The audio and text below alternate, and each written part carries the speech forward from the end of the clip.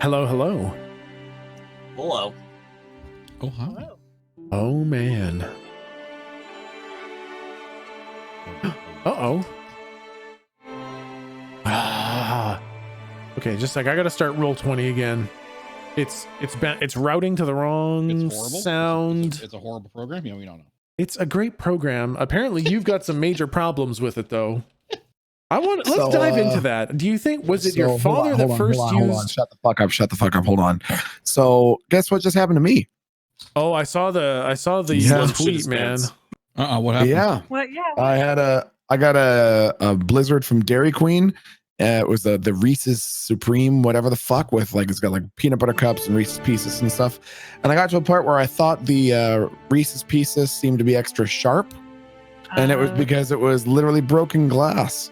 Oh my god. Yep, it into that full force, and I'm pretty sure I cracked a tooth. Yeah, I mean, hey, on the bright side, you can take him to court and literally retire off the money you make. So, Holy shit. congratulations on. I want to be shocked about that. Like, congratulations. Yeah. Like, you're an honorary American. Sue a company. Yeah, There you I'll go. naturalize you. yeah. I don't have to tell this, but right now I'm really proud of you. Just make That sure sucks. the first thing you do with your money is buy a gun. Oh, well. Yeah, right. Damn. Are you I feel okay? offended on that last remark. How dare you? Wow, what? I think so. Thankfully, I didn't fucking swallow it, but Yeah, that would have been bad. I think I fucked one of my bottom teeth. Yeah, maybe.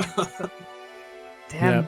But yeah, no, seriously, all you have to do is frickin' bring in the chunks of glass and say, hey, this is in your thing. You need to make this right now. Thanks.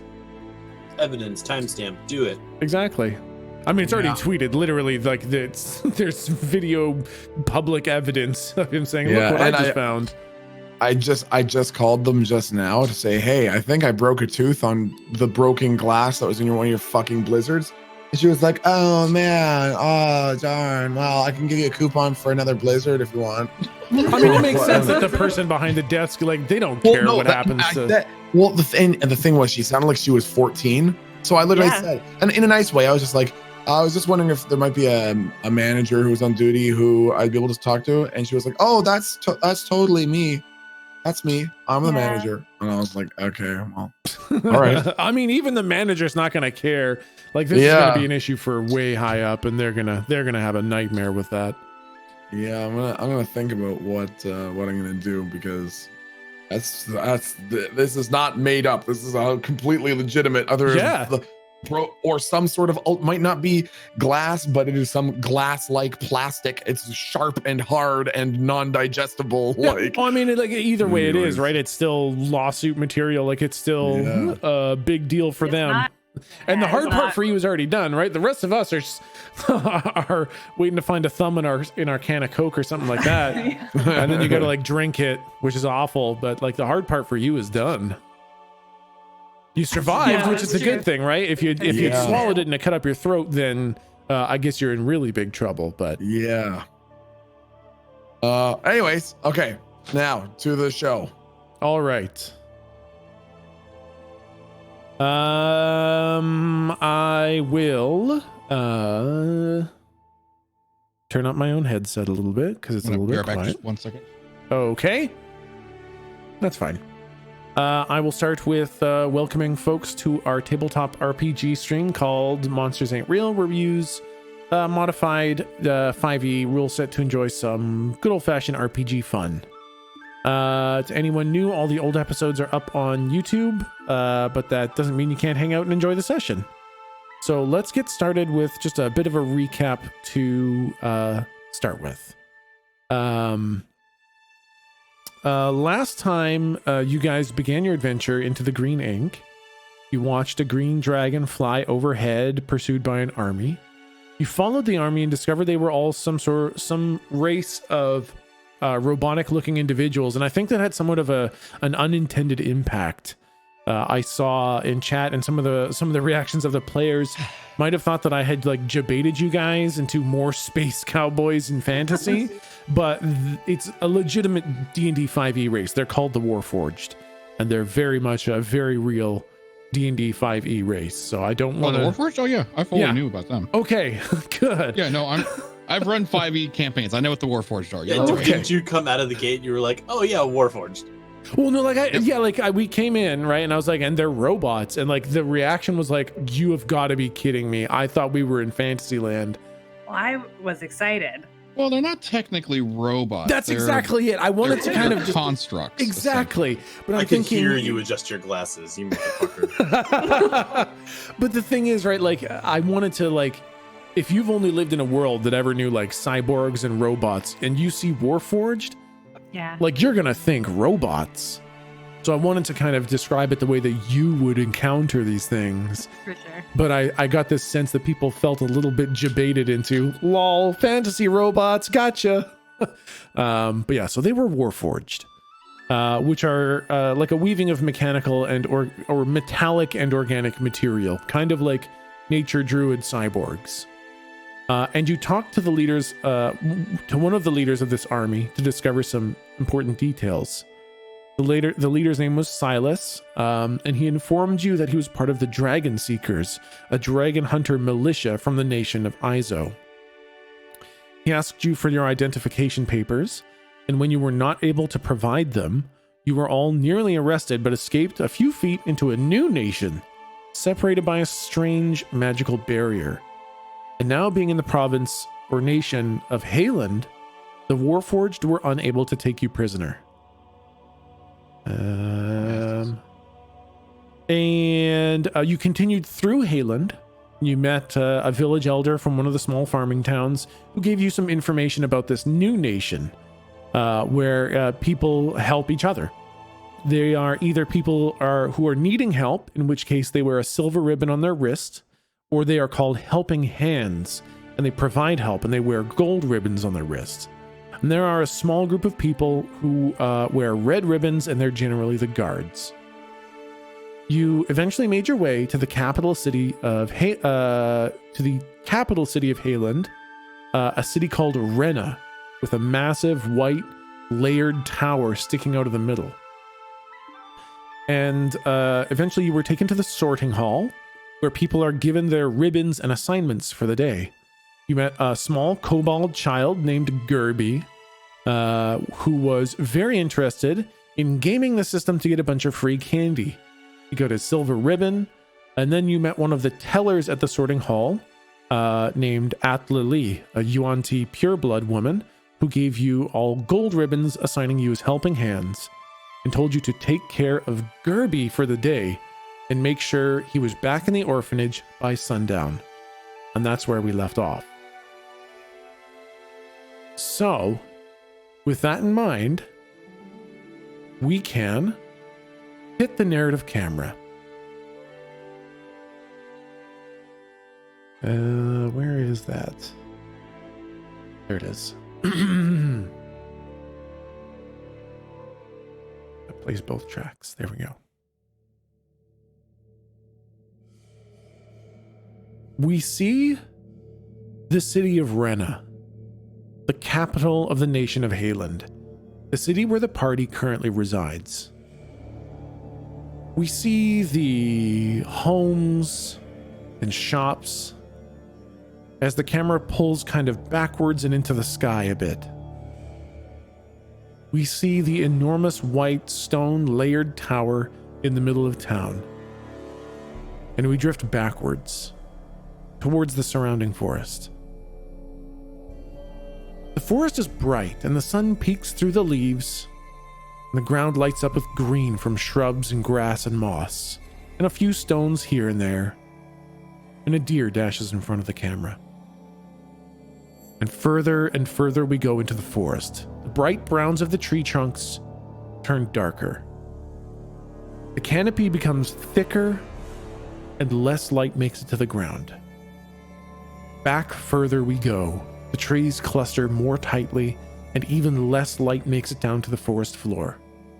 Back further and further until we are in virtual darkness.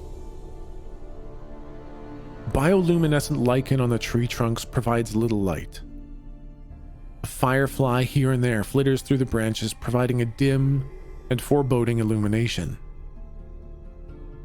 And now we stop, with a large tree immediately to our left in complete darkness, other than a few dimly lit tree trunks. And a heavy mist rolls in from our right. The fog is thick and it seems to have some sort of glow to itself.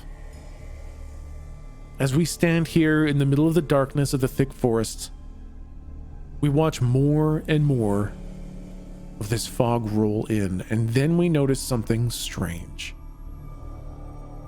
It's almost like the fog pauses and then redirects. It's like an invisible buffet of wind prevented the fog from going any further and then blew it in a new direction. Then we see the fog continue to roll in and divert around this invisible barrier.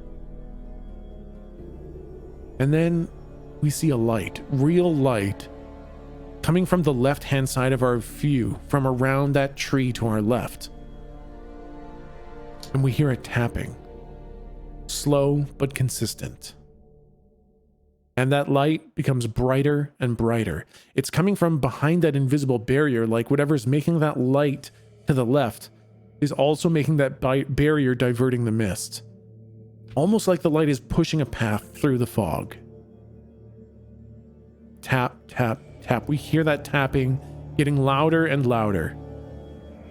And then whatever it is, whatever's making that sound is about to come around the tree to our left.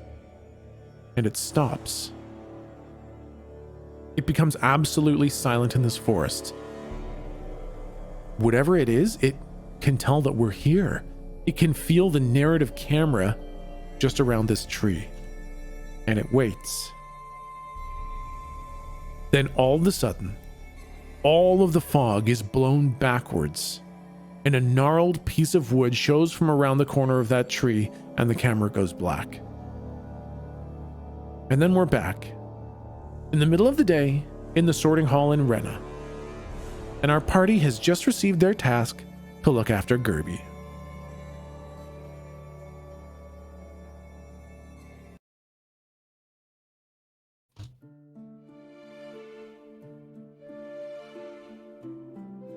Forest wizard.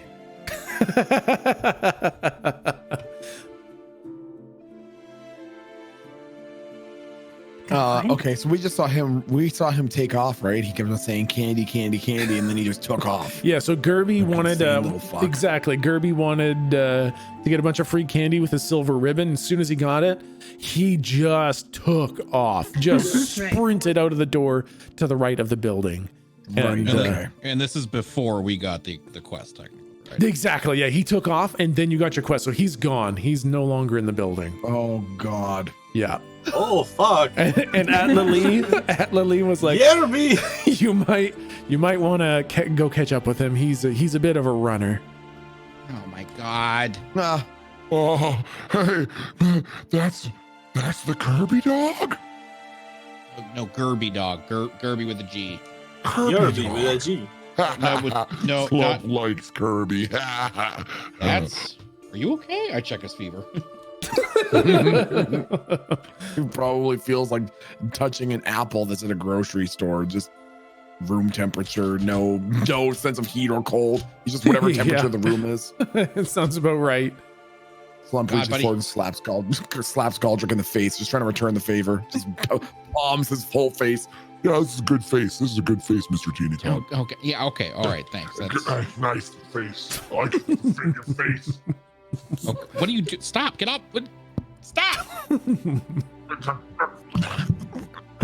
Okay, you feel okay. God, why am I in this fucking party still? Okay. Well, listen. We gotta find Gerby, I guess. Or where the fuck? We gotta give chase. Hello, Mr. Madam Ribbon person. Yes, my name is Atlalee. Okay, where would I go to buy some candy? There's quite a number of shops around. Just 2 blocks down, there's a place that sells kind of candy wool, And then just kind of around the corner from there, there's these kind of large lollipops that Gerby's usually a big fan of. Yoki dokie, thank you. Long name, bye. Okay, bye-bye. I'll see you guys tomorrow. We Wait, say what? We're not tomorrow, checking every Fanny. day? Oh, yeah, no, you come here every day, and if you Oh. still have help to give, then we can give you a gold ribbon. And if, you become injured or old or in other ways, unable to provide assistance, we can give you a silver ribbon, and you can be one looking for help. But What if today I help and then tomorrow I get to wear the silver one and then the next day I do the other one? well, I mean, it's kind of And judged then the more other, like, and then the other, yeah, and then well, a ping pong, ping pong, ping pong. well, Ping I pong, mean, ping pong, ping pong, some people, ping pong, well, ping pong, ping pong, okay. ping pong, He's- ping he's gonna keep pong, ping pong.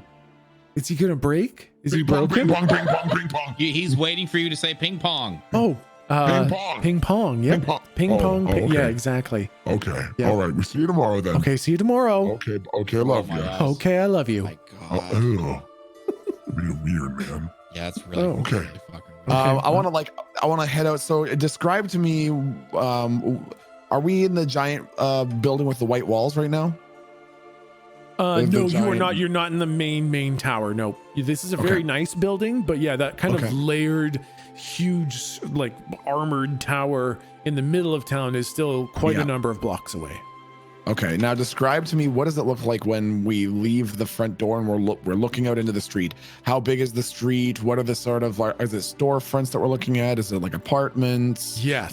Is it shabby? Is there a lot of litter or garbage on the ground? Yeah. So I'm gonna move us off of this map just because I don't have like a street view, and this is just, it's better to use your imagination if you just have a blank slate. When we get to other maps, I'll show you the other maps. And when you step out into the main city, the road is like a very nice cobblestone. The stones are formed to fit each other, so it's like a solid road made of form shaped stones for each other. There's even a sidewalk, so carts sometimes go along the road itself, and then there are kind of sidewalk areas. There are large iron street lamps with arcane kind of lamps, arcane lights inside of them, but they're all turned off right now because it's the middle of the day. There's very nice storefronts around you. You're kind of right at the threshold where it goes from kind of the merchant area to the administrative area. So it's quite busy. There's lots of people moving between very well upkept storefronts, as well as people kind of going to and from their businesses in these administrative buildings. So the streets are quite busy, quite packed. People are negotiating prices at storefronts. People are going to and from their buildings of work. A lot of the buildings here are kind of a very nice polished wood. And then some of them that are more security-based administrative buildings, those are actually made of stone. It's very bright, a lot of very clean, bright colors. The wood is a very light brown. The stone is a very light gray. The whole city feels very uplifting, visible, and bright. It sounds almost like Goldshire. It's like Goldshire. It's like Stormwind, but way bigger. Way Interesting. bigger. Are there Interesting. any people who, like loitering or any vagrants kind of thing, or people even just on break? Yeah, like what? Yeah, what are the people like really finely dressed like vampires, or are they like homeless dudes like eating cheese wheels and shitting their pants in the gutter? The people are really quite well dressed. This is a very kind of well-to-do city. Like kind of like before, there's lots of different races. There are lizard people and cat people and bird people. There's ogres and orcs and imps and like all manner of being. There's the Yuan-Ti purebloods who look kind of snake-like. There are lots of humans. There's dwarves, there's elves. There's lots of non-humans here as well as humans, and they're all quite well dressed. But the thing that you really notice is how much pairing there is between the gold ribbons and the silver ribbons. So very few people are by themselves.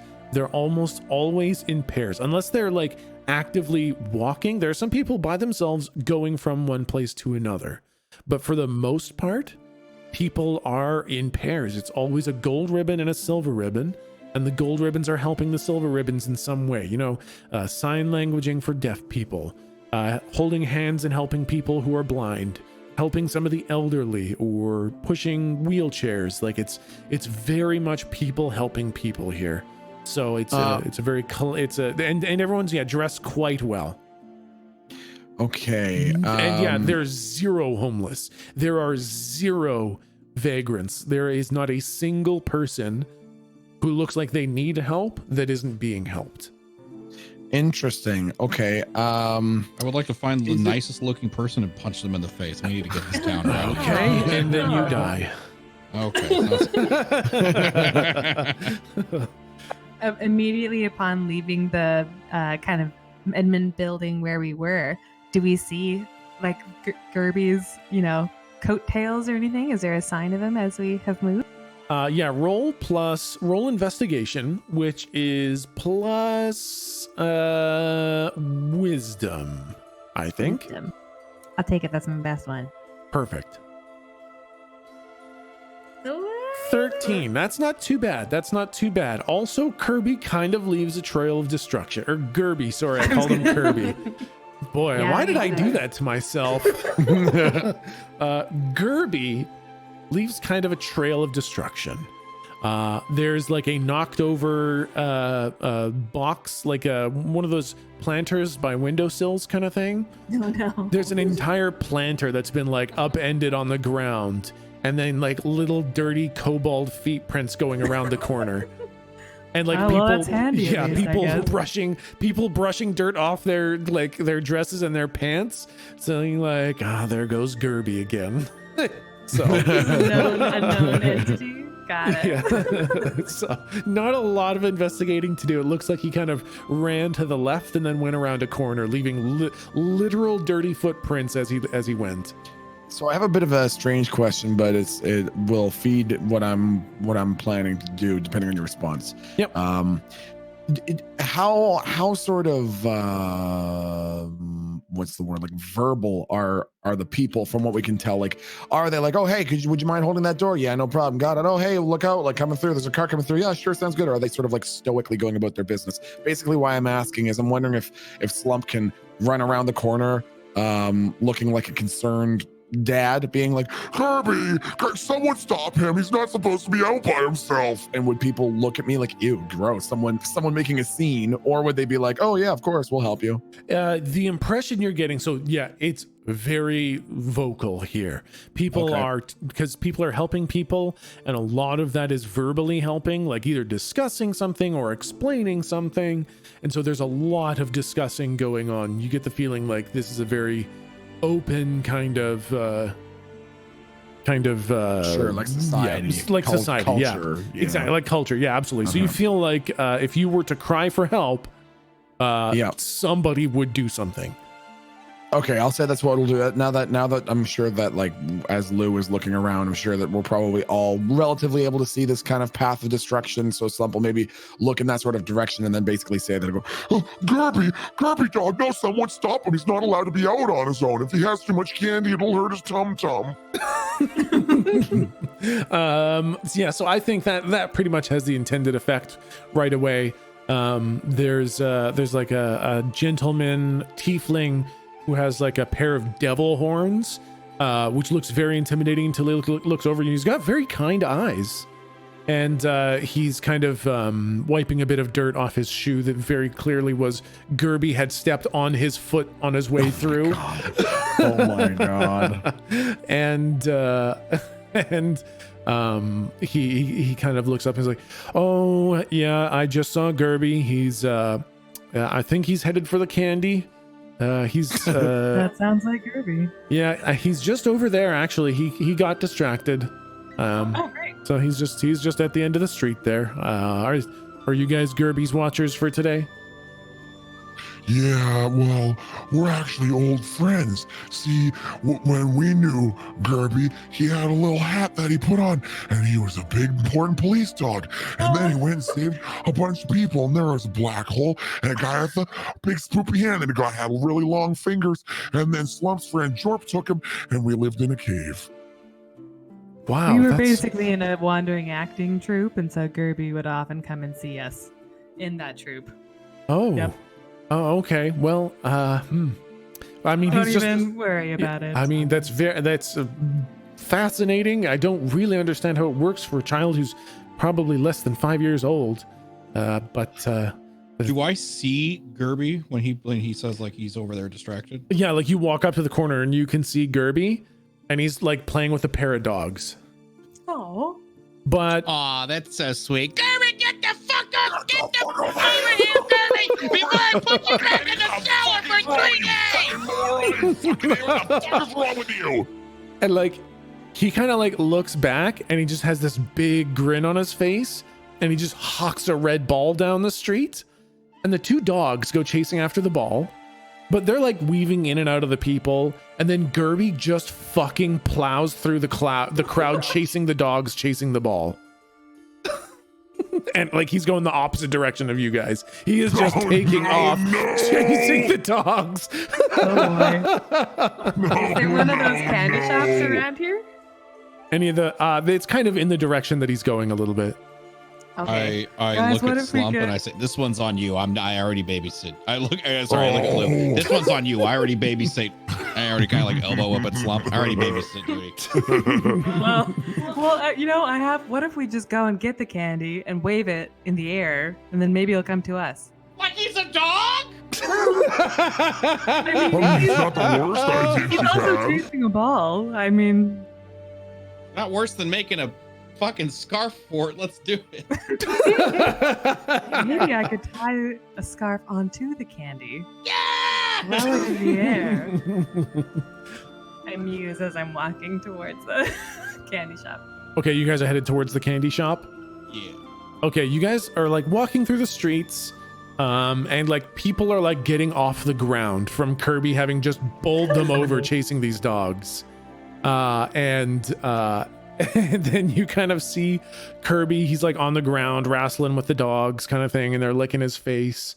And then, they bring him the ball back, and he picks up the ball and he just whips it down the street the opposite direction of the candy shops, and then chases the dogs. And you now have the choice of either going to the candy shops or further going after Gerby. Well, what do you think? I was gonna duck in here. Is that all right? Did you want to split up, and how do you want to do this? I look at Jake. God damn it. I look at Yake. Thank you. What? What do you mean, what? What do you mean, what? Go get the Yarby. We'll get the candy. Did you just say Yarby? Yeah, we're getting undies. He said, go get Yarby, we're getting undies. Oh my god. Fine. Slump. Yes. Yeah. Ah! Slump is not moving. What are you doing? Yeah. Ah! Mush. What? Ah! Mush. Ah! Mush. Yeah! Mush. What? You? What's like look around for a plant, like if there's maybe a bush or something, and Yep. just grab a handful of it and mush it in his hand. Yeah, you grab like flowers out of another planter on a windowsill. You just smush all the flowers. You can see the absolute disappointment on Gulcher's face. Slump, I thought we've been through this. Okay, What? God, I want to climb up him again.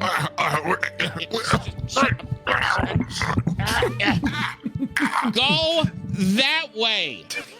Oh, okay. And Slump will start chasing. Okay. Oh my God. Okay. I do love this mental image of like little Galdrick sitting on Slump's shoulders and kind of like kicking into Slump's chest a little bit and going like, yeah. And Slump just kind of like blankly stares into the distance and raises his arms and goes, yeah. Okay, so you guys just take off after Gerby. Yeah. Okay. Yeah. So luckily the path is kind of easy to chase him through because a lot of people are already kind of knocked out of the way from Gerby just plowing through the audiences. Or the city goers. So you guys I are feel like chasing. we're in that 90s cartoon where like the one person already knocks them down, and as they're getting back up, you Yes. see like the bulldog that's still chasing, you know? That's literally the image in my head, is that exact thing.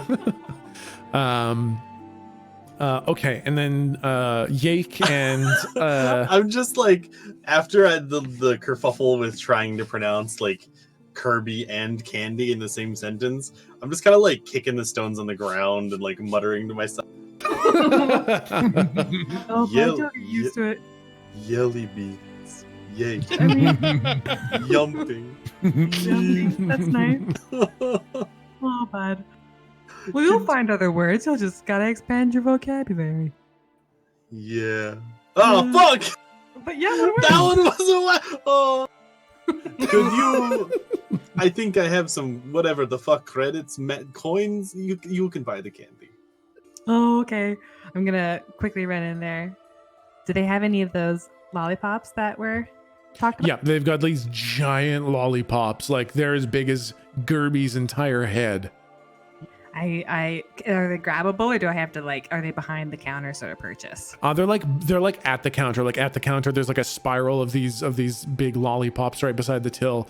It's an elf kind of running it with kind of fair skin, short trimmed hair, and lip piercing.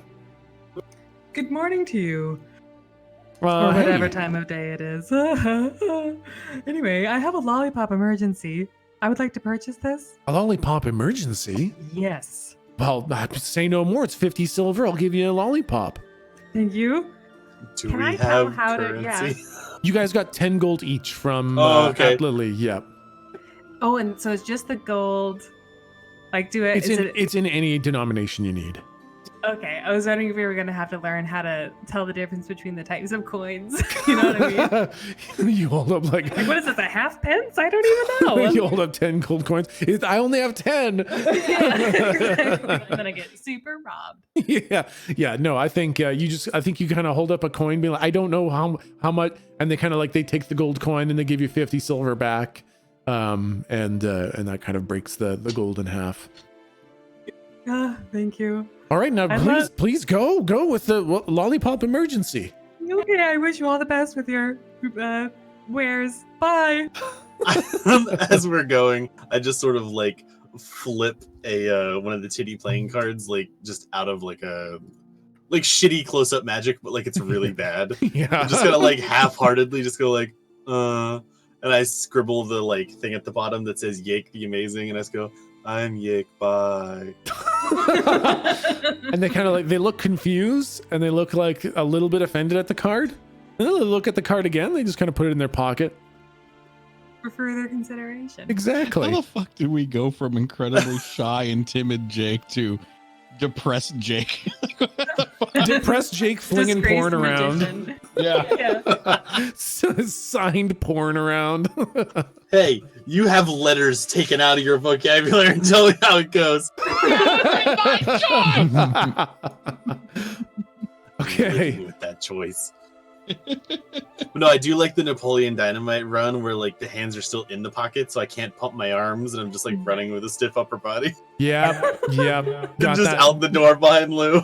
Got that visual image strong. Yep. I'm definitely trying not to run into anybody. I'm saying excuse me a lot. Pardon me. Sorry, lollipop emergency. I'm following the dirty kid over there. Sorry, excuse me. All right. Slump, I would like you to roll plus dexterity. And whoever has the lollipop, if it's you, Lou, then you can roll. I guess you do have it because Yake has his hands in his pockets.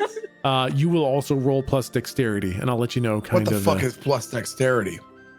It should be on your sheet. Oh fuck! Oh On the god! new sheet, which I definitely Oh, didn't Jesus. lose Yeah, right I- before this. It's pinned. It's pinned in the main channel. Ooh, boy, it's gone for. Oh, I have boys, mine she's open on my fucking gone, third dude. monitor. I feel so proud of myself Sure. right now, Dad. Look You at should you. be giving an I- extra stat point. Have one that's out, but it's definitely not that one. Woof. All right, hold It's on. pinned in main Discord. Yeah. Oh, speaking of which, you said to add one stat. Can we edit these yet? Just save it. It's like a fucking Word file. Exactly. It's a Word file. Just add one and then just save it again yourself. And Yeah, if you're I'm gonna do that later. doing the D&D, or do you want me to do it? Yeah, the D&D Beyond. is Okay, what yeah, I'm you can claim that. I gave you a link in the main Discord. You can actually go and claim the character and edit it yourself. Oh, okay. Yeah. I will do that. You gotta do that. That's a good idea. Yeah, if you prefer the D&D Beyond, you can edit that. And if you prefer, ooh, not great. Okay, I think that comes to an average of 10. So I think this barely works. I think the way this happens is Slump, you're kind of chasing down Gerby as he's throwing the ball for the dogs and all that stuff. And you notice that he's kind of running away from you. Like he's not just chasing the dogs. He's also having fun with the runaway from Mr. Slump and Mr. Galdrick game. And shoot him. I know, like you start to get that kind of impulse to be like, okay, the fun is over. But for him, the fun is definitely not over. So he's still running from you. And you kind of realize that. So you start running him back around the block, back to the candy shop that Lou and Jake were at. And I think Lou and Jake, as you are like kind of making your way out into the street, you see Gerby kind of get herded around the corner, and you see a red ball come flying past you, and you hold out the big lollipop, and Gerby is just sprinting after the dogs, and then you see like laser beams. He sees this giant lollipop being waved out in the street. And between the two of you, I think you just barely succeed, where Gerby is like chasing after the dogs. And then at the last second, he's like, ooh, candy. And he grabs the lollipop out of your hand. And then just as he's about to get away, you just kind of snag the back of his collar so that you kind of have a hand on Gerby. And as soon as you grab him and he can no longer chase the dogs, he just stops and sits down on the pavement and starts licking his lollipop. Good God. All right, there you go, buddy. Yeah, it's that lollipop. Yeah. I love candy. Are you guys looking after me today? Oh my Yeah. God. Yep. Mm, We're your designated friend. that's great. I want some more candy. And he eats the entire lollipop. Like he bites it in half, crunches that's it up with not- like oh, his dear. dragon teeth, and then just shoves the whole rest of it into his mouth and pulls out the stick and then throws it on the street. Oh, don't eat the. Oh, that's good. You pulled it out. That's good. Yeah, I want another one of those. Those are my favorite. Well, how about we do something else? I first want and foremost? candy! Well, I slap him. Jesus Christ. What the fuck? Who the fuck do you think of you, man? Who the hell's been looking after you? You're What- screaming what- adults. What is like the crowd's response when Galdrick Like slaps this fucking everybody kobold? stops. The street goes silent, and everybody slowly looks over at Galdrick. And this big tear starts welling up in one of Gerby's eyes. I want Slump to like look at this. I want Slump to look at the street and say, Hey, fuck off. and then see what people do. They start kind of murmuring to themselves, to each other. I want Slump to say, Hey, first word, fuck, pretty easy to understand. Second word, off, really easy to understand. Fuck off. Fuck off. Yeah, fuck off. Fuck off. It's a family thing. None of your fucking business. See, that's what he needs. He needs a good firm Fuck outta hand. here. Look at yourselves. I want to point to the ones that are like slowly standing up that have clearly been trampled. Yeah. He Everybody. needs discipline. Yeah, they start slowly dispersing. Everybody who wants to roll plus intelligence. oh, jeez. Okay. Oh, that's a 0. Okay. I think everything's perfect. Yep, you think everything's fine. Lou, you can kind of tell. It looks like they're probably going to go get the guards. Jake, you know they're for sure gonna go get the guards. I think guys, we should probably fucking cheese it. Yeah, cheese it and maybe do some PR sort of thing. Spin this story a little bit. PR? Yeah, I'm not gonna apologize for disciplining the child. Our goal is to Gerby earmuffs.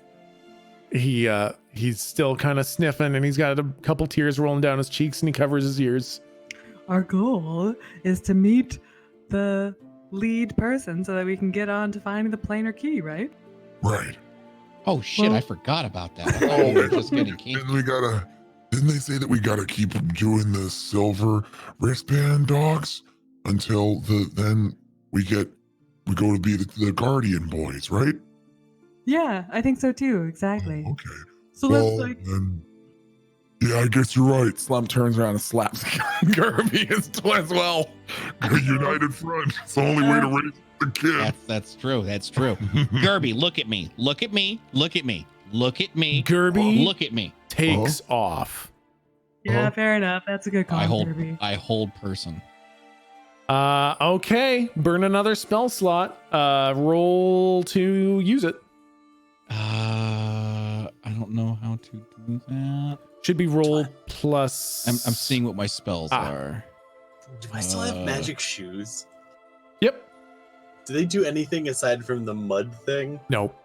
Okay. You can try to enchant them with a new enchantment, but right now they're just anti-mud shoes. The target See must how this succeed goes. a wisdom saving throw. I think the way I had it on your sheet was that you roll to basically succeed. Got it. So should I just roll a 1d20 plus whatever my spell modifier is, which is plus 3? Yep. Okay, got it. Okay.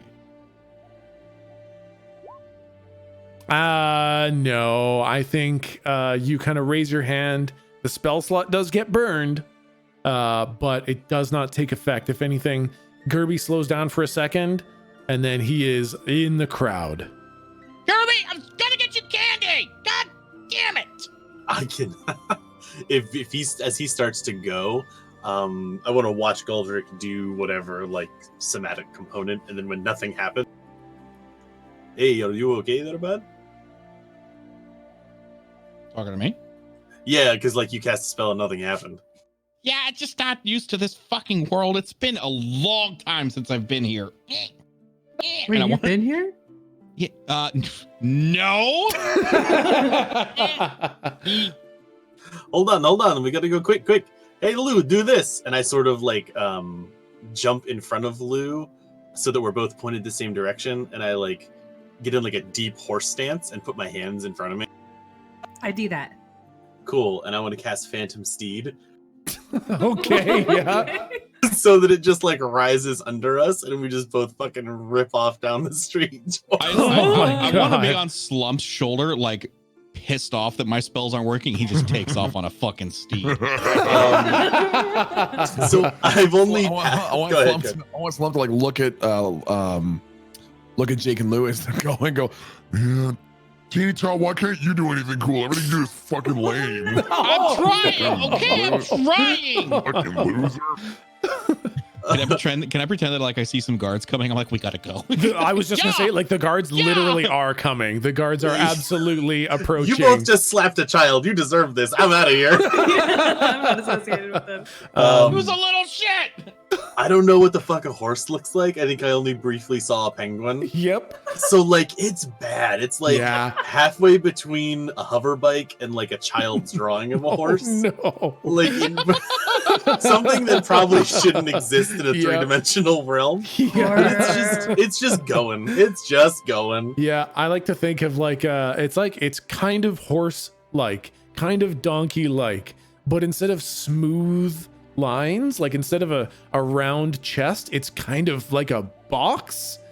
And the legs look way too wiry. Like there's no real knees on them. They're just kind of like weird noodles that kind of flop around. And what would the fantasy analog of like hover pads be? Because that's what I'm familiar with.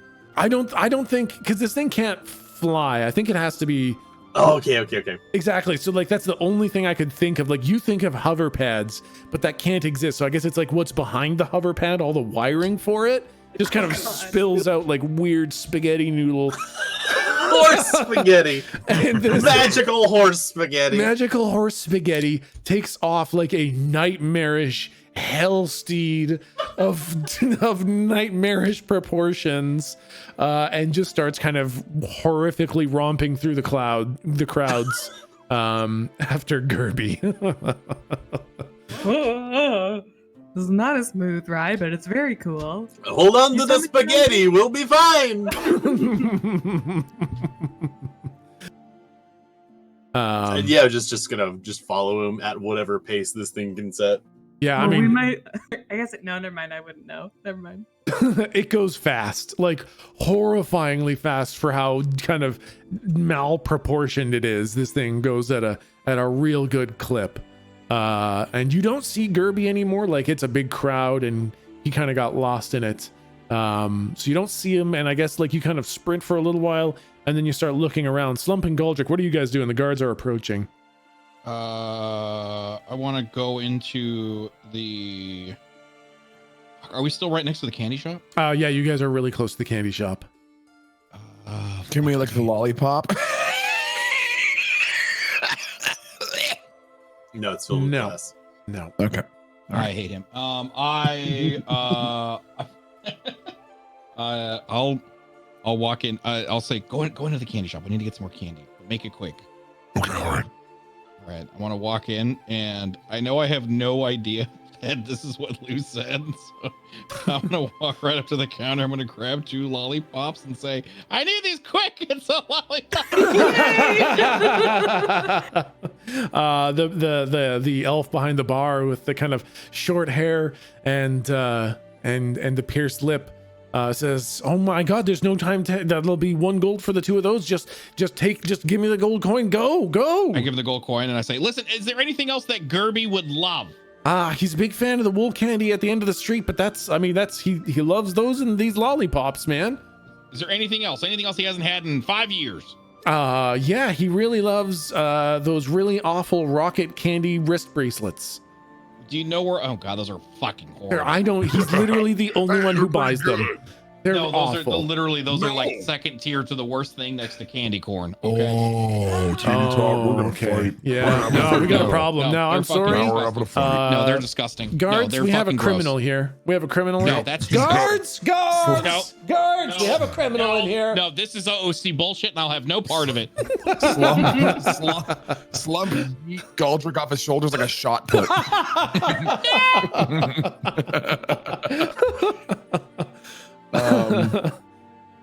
So what's the plan now? So we're just sort of in here with this interaction while the guards are walking by outside. The guards are like talking to the people at the corner, and every single person out there is pointing directly at the entry to the candy shop. Listen, is there a back door? I mean, there's the door I come in when I come into work, but I'll give you an extra gold if you let me use it. Right in the middle of that conversation, I want Slump to punch the store owner right in the center of his face. Right in the center of his head. All right. He goes down and is completely unconscious. Okay, perfect. Well, you saved me the gold. I grab one more candy, one more lollipop on our way out. Okay. And I want look for the rear exit. Actually, I'm going to take him with us. Okay. No! Yeah. Yeah, I'm taking him with us. Hold on. This is an interesting question. Does Slump still have his desire for human flesh? No desire for it anymore. Oh God. Like necessarily no desire for it. Yeah. Okay. What's Slump's stomach capacity like? It's pretty full of dirt right now, but you feel like you could probably eat some. If I force myself to yak up the dirt, do you feel like I could have a pretty big meal? Yeah. Yep. Are you trying to eat the fucking store owner? How many botanicals have you had tonight, No, Milton? hold on. Milton. It's our first day in the fucking Hold city, and you want to eat Hold a candy shop owner? Hold on. Milton! What the fuck was in that blizzard? I would like to make Galdrick watch me make myself throw up to purge all of this dirt and then eat as much of the guy's body as I can. I'm being 100% serious. All right, yeah. I want to do it. Yeah, I mean, it just happens. Oh my god. Okay. Awesome. My name is Techsmith. I'm going to make a really fun adventure where all we have to do is watch a child. That won't get into any mischief this time around. Oh, I'm so happy that I had this chance to eat a dude. All right. Yeah, I'm good. And then I guess you hear the guards kind of coming through the shop because there's no person there, and they see the back door open.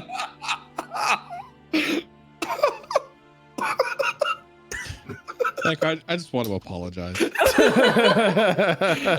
was not where I was aiming at going with this. Man, I don't think I just wanted to slap a kid. My intention was to smack a kid, not hard, not like full strength. I'm trying to hurt the child. Okay, I was just trying to give him a light tap, and then be like, listen, we're the adults. You need to listen. Let's go get you some more candy if you're a good kid. That's what I was planning on saying. And then you turned it into he ran. So now we ate a store owner. Remember the guy at the very beginning of Willy Wonka, the one where he's like, go, kid, run. I feel like we just ate him. Yeah, exactly. Yeah, exactly. Yep. The moral is don't hit kids. That's the moral. That's This right. is what There can you happen. go. There you go. Cannibalism. If Yep. you hit a kid, cannibalism. One day you think you're just disciplining your child. The next day your best friend is eating a human. So. No. And then I guess the guards come through the back door and they see you and the dead guy, and they're like, oh, gotta arrest these guys. I want Slump to kill them and eat them too. All right, Slump kills everybody and eats them all. No. I thought we ran out the back door. Yeah, but you had to stop to eat the whole guy. You stopped to eat the whole guy, and when they noticed that the guy wasn't at his thing, they investigated the shop and opened up the back door, and they saw you guys huddled in the alley eating the store owner. Oh. Hello. Hello. Hello. Can you hear me? Yep. Fantastic. How's my volume? A little bit quiet, but I can turn you well, up. I was gonna say I can't fucking do anything about Exactly. that. So. Yeah, that's easy enough for me to do. All right, that should be good. We have testing. Still kind of quiet, actually. I'll turn you up even more. Okay, that's probably good. Okay, all right. Okay. So, we are down a Jake. We can go ahead and just do our new time killer for a few minutes. Oh. Hi. Hi. That sounded sexual. That sounded a little sexual, but also, kind of not sexual too. What the hell do you do with I was just also kind of not sexual. I'm about to shit myself. Oh, God. no. That's what I'm talking about. No. That's the I good just stuff. pooped on my pants. Yeah, No, yes. what the I fuck? just Yeah. Well, that's just great. Let's fucking. I know how to transition. That's the real part of it. Okay, let's hit just a little bit of the new time killer until Jake gets here. It's kind of a neat one. We'll see how it goes. I don't know, man. You kind of ruined the time killer for me. I feel like anything I tell this time killer is gonna fuck me now. Right? We gotta be so careful. Totally. But let's just get her going and see. Let's just see, you guys. His face is not. It's not good. It's not good What for do you us. think? They're cheating by telling them what my face looks like. That's fucking meta. That's so meta. That's meta on the meta. Okay. So let's rewind to or not rewind, sorry. Oh, I need to be on the right layer. I had you guys in the wrong spot on the map. Milton, when you finally do get back and see Roll20, you're going to be blown away. We have a full city map. The entire city of Rena has a map drawn now. I'm actually looking at it right now on Okay. my tablet. Yes, It looks man. fantastic. It looks fucking unbelievable. Yeah. The first thing I would like to do once the campaign begins is I would like to leave the city of Rena. You're such a piece of I've shit. seen it all. Such a piece of shit. I gotta get the fuck out of here. Okay, so this is kind of the way it works. We're rewinding the kind of insanity. Just, Hello, does my voice work? Yeah. Oh my God. Just a little bit. I'm in my automobile. Oh my no. God. Oh. Hello? I am leaving work because we had a little tangle with the ATF. So I'll be home in 9 minutes. I love you. Bye. Okay. Drive safe. Bye. I don't know how to turn this off now on the phone. Okay. Uh-oh. Just don't talk. Mute. Wait. Got it. I think you're getting pulled over. I think you're getting pulled over. Oh shit. Oh boy. Oh no. boy. Okay, well, shit. I guess Never see Jake again. Yeah, It's the fucking way of the road, man. way of the road, boys. Fucking way she goes. Sometimes she goes, sometimes she doesn't. It's the way she goes. It's the way she goes. Yep. Yep. Okay. While we wait the couple minutes for Jake to show up, this is the way it works. We're rewinding just a tiny little bit, and I'll go over the rewind in more detail. We're just rewinding a couple steps before kind of the chaos of the second visit to the candy shop happened. And we're going to the point where basically you guys caught Gerby on the corner. And then what happens is, Lou, you see this thing on the ground, and it looks weirdly out of place. And it's like this shiny, metallic orb. Ooh. And you pick it up, and time kind of slows down. And it's very reminiscent of what happened with the old time killer, but it doesn't feel the same. It's more like when you focus on this orb, time slows down, but only when you're thinking of this orb. Ooh. And you're holding the orb. What would you like to do? I would like to kind of rip my focus away and look at my party members. Does it look like when I look at them, do they look at me? Am I interacting with them?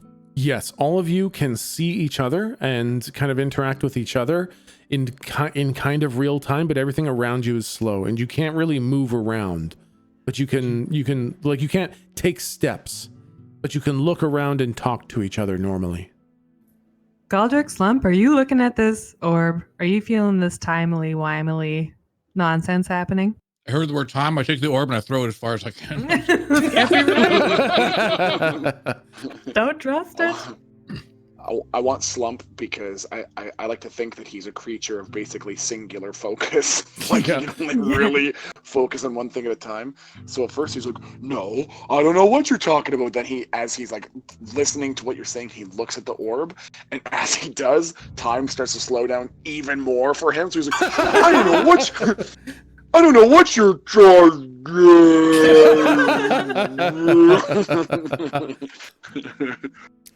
Yeah, exactly. We've got some sort of time space happening, like a little moment in time. Well, you guys want to just take a little rest?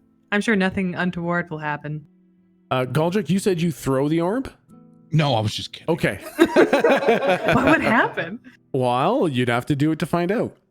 Does it feel, if I hold it upside down, Yep. but still grip it in my hand, does it feel like it would be beholden to gravity? It definitely does feel like it would fall. Also, Okay. make a perception check. Oh. Perception is wisdom. Roll plus wisdom. Oh no! Nope, it's a big dumb marble. It might even float, you think? It's heavy and it feels like it would fall, but you think if you let go, it might float for some reason. I hold my other hand under it and I drop it. It falls into your hand. Well, I mean, it fell at a normal rate, so the orb is part of it. The orb is part of the slow time. Can I look? So it's opaque? It's like a steel. It's like steel, shining steel. Are there reflections in it? Yes. I want to look very close. I guess I already did a perception though. Can I say that I look at the reflections and see if anything is different within the orb versus what's in the world? Yeah, let's do an investigation check. Roll plus intelligence. Okay. Damn! This thing is a fucking it's a big dumb metal marble. You just can't. Nothing really makes any sense. I don't even know why I picked this up. This thing is just a weird toy, I guess. It's probably Kirby's. Okay. A weird toy. It's probably Kirby's. I'll tell you this much. When you're like just like trying to figure out, like you're like turning it in your hand to look at all the reflections, it almost seems like part of it turns faster than the other part.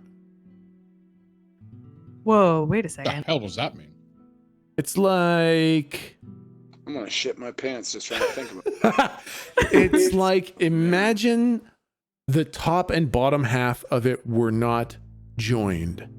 And the top half kind of floated a little bit so that when you turned it, the bottom half turned a little bit faster and the top had to kind of catch up.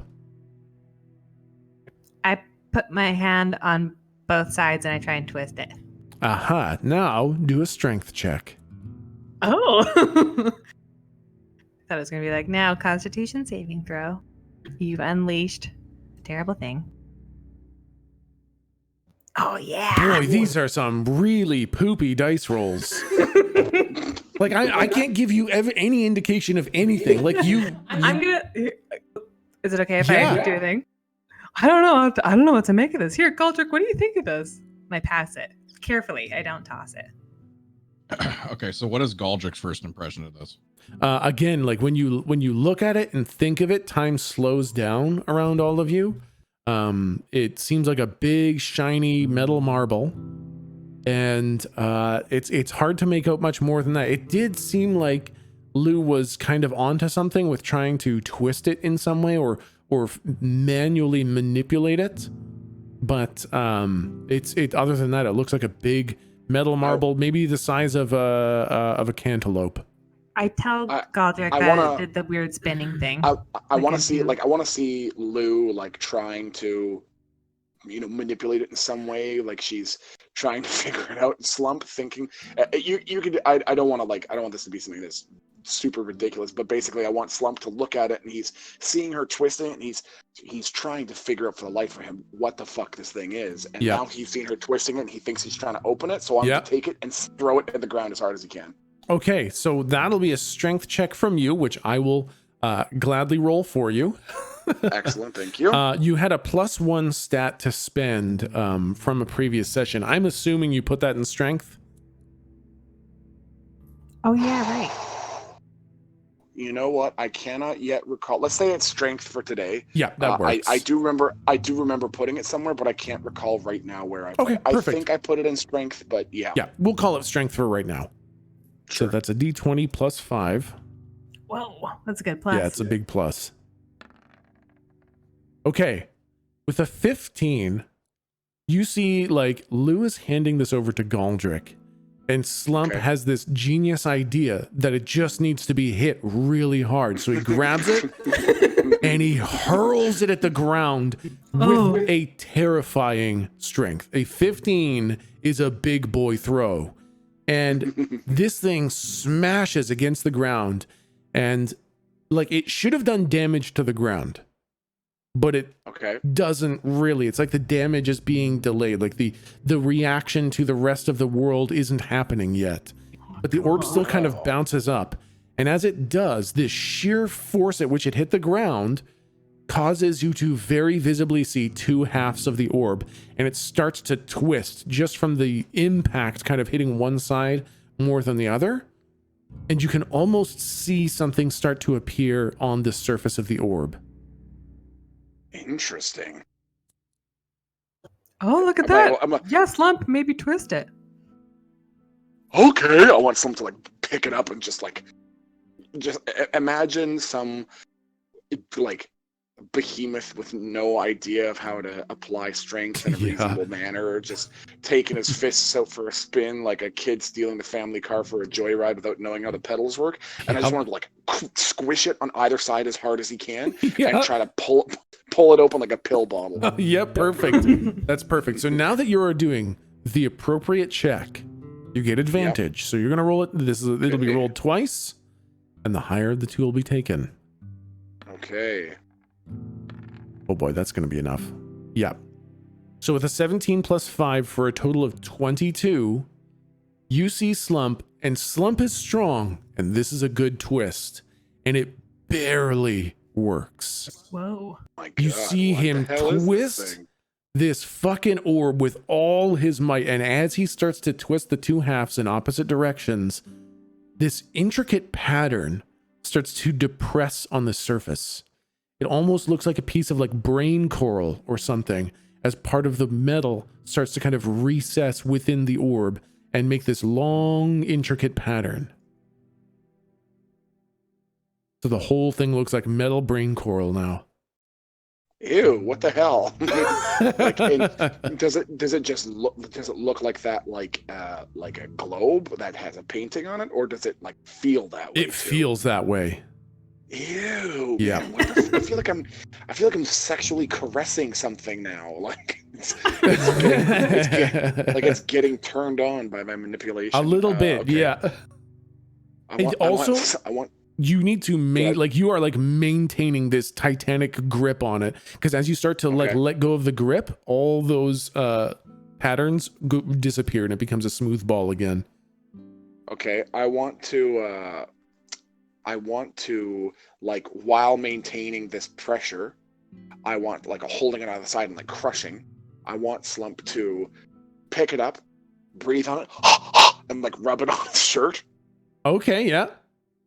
And see what happens. Okay, that's a good idea. So what we'll do is we'll do like a this is more like an investigation check. So this would be a roll plus intelligence, which is a -1 for Slump. Great. So this is not gonna go great. Yep. It is an 11 -1, so it's a 10. And I'll say like you breathe on it, you wipe it on your shirt to kind of get a good look at it. And like, you know, like your steamy breath kind of wipes off on your shirt, but it's all smudged and the surface is very shiny. But you can't really make too much out of it. And it looks like Jake has returned. So I think with that, it doesn't make any sense. You kind of let go. The orb returns to its completely clean, sheer surface of just a big cantaloupe metal ball. And you put it back in your pocket. Oh. Or in your backpack or whatever. Well, and time goes back to normal, basically. We're keeping it. You keep it. Oh, okay. And you feel like the next time that you want to try to figure more about this, the next time you have some time to kill, maybe you pull out the orb, kill a little bit of time with this weird slowing down orb. Okay, I'm good with that. Yep. And it will have no effect outside of killing time at the start of sessions. You can't pull this out in a boss fight and talk about fucking mechanics. This is a time killer. I throw it. Watch me try. I throw it at the boss's face, and as they look at it, time slows down. Yeah, exactly. Yeah. So that is your new time killer. It is this mysterious orb. Okay. Wow. Weird. Yes. And kind of upsetting. Yep. Okay. So now we can dive into the session for tonight. So I will start with welcoming folks to our tabletop RPG stream called Monsters Ain't Real, where we use a modified D&D 5e rule set to enjoy some good old-fashioned RPG fun set in a high fantasy universe. To anyone new, all the old episodes are up on YouTube, although that doesn't mean you can't just hang out and enjoy the session anyways. Last time things got a little bit chaotic and I had a hard time coping, so we called it early. So what we're going to do is we're going to roll back just a little bit, just a couple steps, just a couple minutes from when you guys caught Gerby, but before kind of anything else ensued after that. So you're all going to be at the corner catching Gerby, and we'll go over that with the recap. Okay, okay, so okay. Yeah, exactly. So I will, the recap is pretty short. Last time you guys were tasked with keeping, wow, in my notes I wrote the name Kirby. Oh, we miss him too. I don't give a shit about anything else in this fucking campaign. We are seeing him again. I don't care what the fuck else happens. We're seeing him again. Yeah. So you were tasked with keeping Gerby safe and happy for a day. He's a handful, so he immediately took off and began playing with a few dogs. You soon realized that he was not just playing with the dogs, he was also running away from you guys like it was some sort of a game. Lou purchased a giant lollipop, and Slump and Galdrick chased him around the block and herded him straight into Lou's big lollipop, where Gerby was distracted just long enough to be caught by the scruff of his neck. And we kind of come back right there, with all of you on the corner outside the lollipop shop. At the corner of that street, Gerby is munching away on his lollipop, and you guys have the task of keeping him safe and keeping him happy for one day and getting him back to the orphanage at sundown. The narrative camera, we're not going to have one today. This is basically a continuation of the last episode. So what I'll do is, if you missed the last episode, I'll just kind of tell you what we saw at the last narrative camera without doing the full dramatic reading. To sum up what we saw last time, the camera went deep into the forest where the light no longer penetrated and the only light available was from bioluminescent fungus. Then we saw this glowing mist creeping through the darkness. And we heard a tapping sound and we saw a light that drove the mist away. The tapping got closer, but then it stopped as if it knew that the narrative camera was there. Then just as we saw a piece of gnarled wood peek around from behind a tree, the thing that was making that noise, the camera cut. And then we will hop right back in the middle of the city, where you guys are all gathered at the corner, and Gerby is literally just crunching his lollipop and then asks for another. But as he asks for another, there's like a street drink vendor kind of comes by. It's like, you know, at dinner parties, how they have little trays of drinks. This has like little glasses of champagne on it, except the champagne are all a bunch of different colors. And as they go by, this one's like, oh, would you like it? And Gerby just reaches up and grabs a glass and downs it.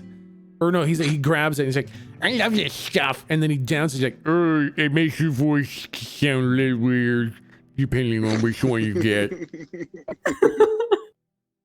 Gerby, it seems dangerous to just grab something and drink it. You knew what it was?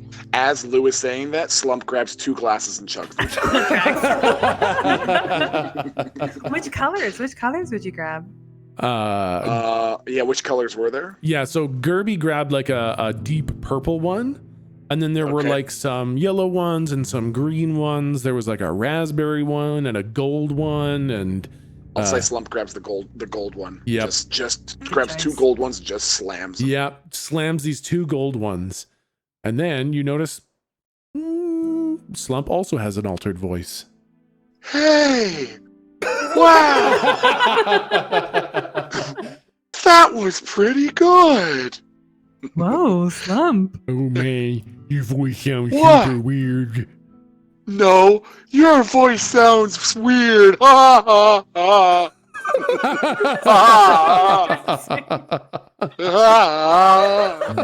Baltic has the definition of the what the fuck face. What does the individual who's carrying these look like? It's like a tall, thin elf with kind of like a hair that's kind of pulled up into a spike up in the air, like tons of product, stark white hair pulled up into a spike, and they've got like almost like like a pale purple-ish tinge to their skin. And they've got like a small little nose that's turned up a bit and long, dainty fingers with a bunch of rings on them. Oh, those are 1 gold each, please. Oh yeah, so that's 3 so far? That's 3 gold, yes. Luke keeping track. Oh, okay, we spent 3 gold. We've spent 3 fucking gold coins? Okay, cool. Yeah, that's cool. Nah, that's great. Okay, sure. Fuck it. Budgeting, who cares? Sure, here you fucking go. Yeah, right? Supplies or fucking swords or potions or anything. Let's waste it on fucking fizzy lifting drinks. That's cool. You're the one who grabbed 2 of them! Although, vendor, you didn't really say as you were introducing the product that it would cost money, so maybe these were free samples? Why don't you roll persuasion? Oh. Roll persuasion, which is charisma. Can I assist with that in any way? Because I have yeah, absolutely. You can either roll or you can give Lou advantage. My rolls are very bad. You should probably roll. My roll is just as bad as yours. What is wrong with us? Oh boy. You can see they're looking on the. I'm sorry, I didn't really get a chance to describe it first, but you did interrupt my introduction by grabbing the drinks. So in my defense, I mean that is fair. Yeah, I'm sorry. You're right. As Slump is like looking at this vendor, I want him to like, he's sort of like furling his brow, like he's not really happy about this guy's explanation, and like while just narrowing his eyes at the vendor, I want to say, "Hey Gerby, want another?" Yeah, I want another drink. What? No! As soon as he says that, while still just like staring wide-eyed at the vendor, I want Slump to grab another one and hand it to Gerby. what color did you grab Actually, for him? I'm gonna say he hands him he like just grabbed one off the like whatever the tray or whatever to give it to him, and I'll say it was a gold one to like which would ostensibly bring him back to I a was normal. just gonna say that's range. literally just he drinks it. He's like, oh man, no, go back to normal. Like as like Slump is now in what he perceives to be some like battle of wills with the vendor. So as Gerby's halfway through a sentence, very gingerly, Slump is just going to cover his little cobalt mouth with a hand, just like, oh man, Slump is just staring at the vendor. The vendor like stares Slump dead in the eyes. And then like kind of looks to the side and then like looks down like, very good, that will be 4 gold now, please and thank you. Does the vendor have a silver or a gold string bracelet thing? They have a gold string. They're a helper. Oh. We're new in town as a party, as a group, us 4. This guy's been here a while. Gerby has. Oh yes, no, I'm familiar with Gerby. Yes. Yeah, so we're on our very first helping assignment, and it's very exciting, but we're a little, overwhelmed by all of the options here. I see you too are a helper, is that right? Yes, I mean my job is generally considered a service job, so my gold ribbon, is kind of part of my job here as a drink server out in the streets. Kind of a weird job. Yeah, I mean it's noble though. So wait, I'm sorry, I'm just really confused. So your job to help people out is to serve drinks and also get paid? That's just a job. That's not helping people. Well, one would argue that jobs do help people. Would you not? Slump says, oh, not to be too presumptuous, but let's just say there's a certain fucking idiot in our group right now who wasn't originally with us, and we need to make sure he has the best day ever. Do you have any recommendations on how we might do that? Do you know him well enough? Not pointing any fingers, and then like as Gerby is, I assume, just looking around like a child at Disneyland. I want his Slump to like pointing a gigantic finger straight at his face. The vendor's like, oh yes, well, I hear candy's pretty good, and I know that some individuals also like horses, so maybe candy and horses could be good. That sounds fun. It's just speaking horses. from perhaps some first-hand experience. All right, let's be totally honest here. I've got a pretty sweet job here. I just walk around with this tray of drinks and I give people drinks, and it's really pretty sweet. I've been here for like 30 decades. Oh my gosh, that's so many decades. It's a lot of decades. And Slump is counting on his fingers and his eyes just go crossed. I've done my time with the, less, more intensive service jobs. Sure. So trust me when I say, like, I feel like I've earned this kind of walking around with a drink tray job. Well, but you remember when you were first starting and you were fucking up a lot? I mean, can you tell us a break on account of the fucking I want Slump to like take another cup off of the tray and not to fuck up Gerby's voice, so he just sort of like pours it in Gerby's general direction. Like he's trying to be helpful, but he's got the spirit, but he's not really doing a great job. And then Slump looks at the vendor and says, "'Cause you look like a guy who'd fuck up a lot." Like, yes, well, I'll tell you what, with the job you've got tasked, it's at the same time difficult to fuck up, and at the same time incredibly easy to fuck up. So let's just say I get it. Lots of activity, and keep people in your general line of sight is probably my best piece of advice. Should at any point should I slap the child?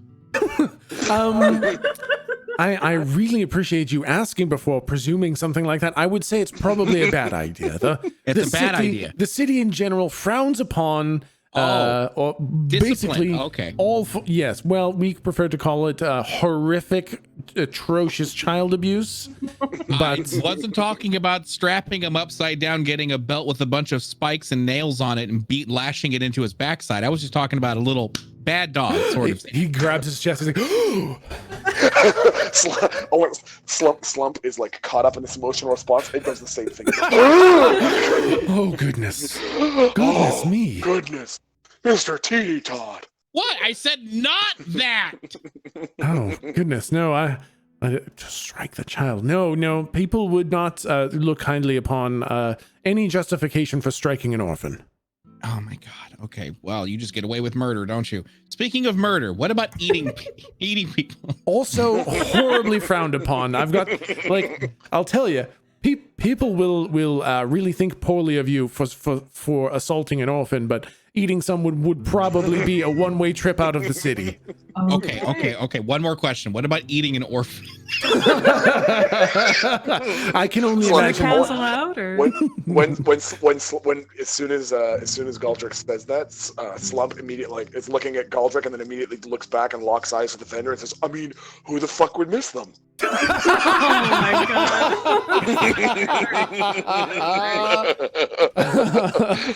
God. This person just has like a totally dead look on their face, just absolutely expressionless, and they're like, well, I don't think that would be very good at all.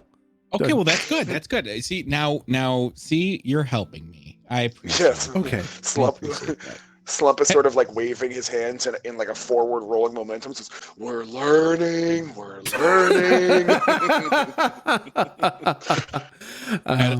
I want to look at the vendor. I want to say, so have you enjoyed our conversation? I have, although I'm a little bit. I mean, I guess now I'm not worried at all. That's fantastic. That's good.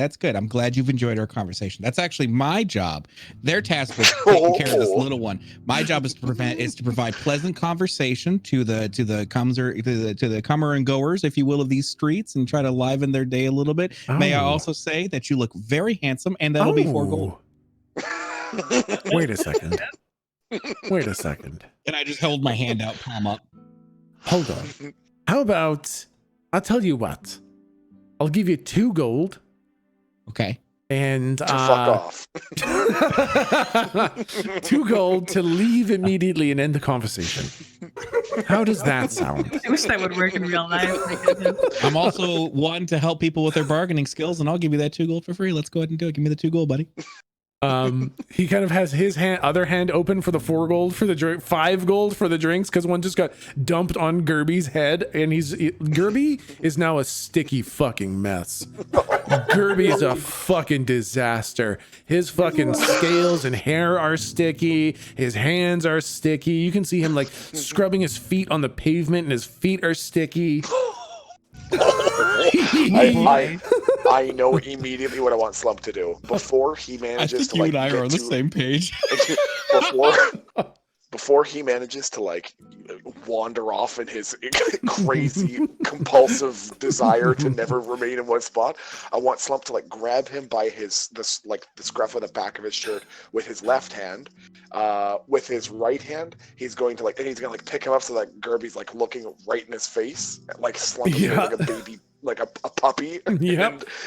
And Slump is going to like look at him and sort of tilt his head like he's evaluating the mess. Yep. And then try to brush his weird, stringy, wiry little cobalt hair. Yeah. Yep. And then realizing that the stickiness is beyond simply being able to stroke it out of his hair, Slump is going to hold him back a little bit and go.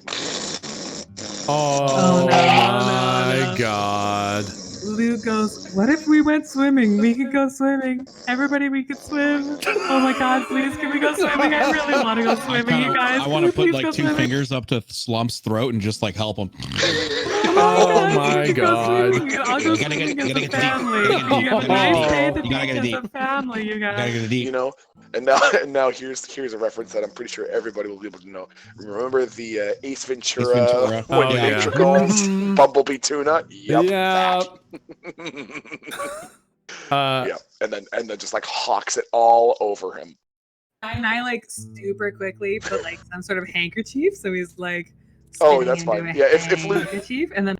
If you know what, if Lou is able to do that, you know what, we should do a roll for it. And if Lou is able to do it and like get the handkerchief in the way, I'll say that Slump will very gingerly put Gerby back down, feeling completely satisfied, like he's done it. He doesn't notice that he hasn't actually done anything. He doesn't notice that he just spat into a handkerchief, and he just looks very satisfied. Like, there we go, problem solved. I love that idea. It's like a high stakes game of slaps or something. Yeah, exactly. Do you want to like what is it? Yeah, let's have them both initiative. Oh. So for Slump, it's a +1. Oh boy. Oh, sorry. Initiative is, I believe it's your dexterity bonus. Yep. Okay.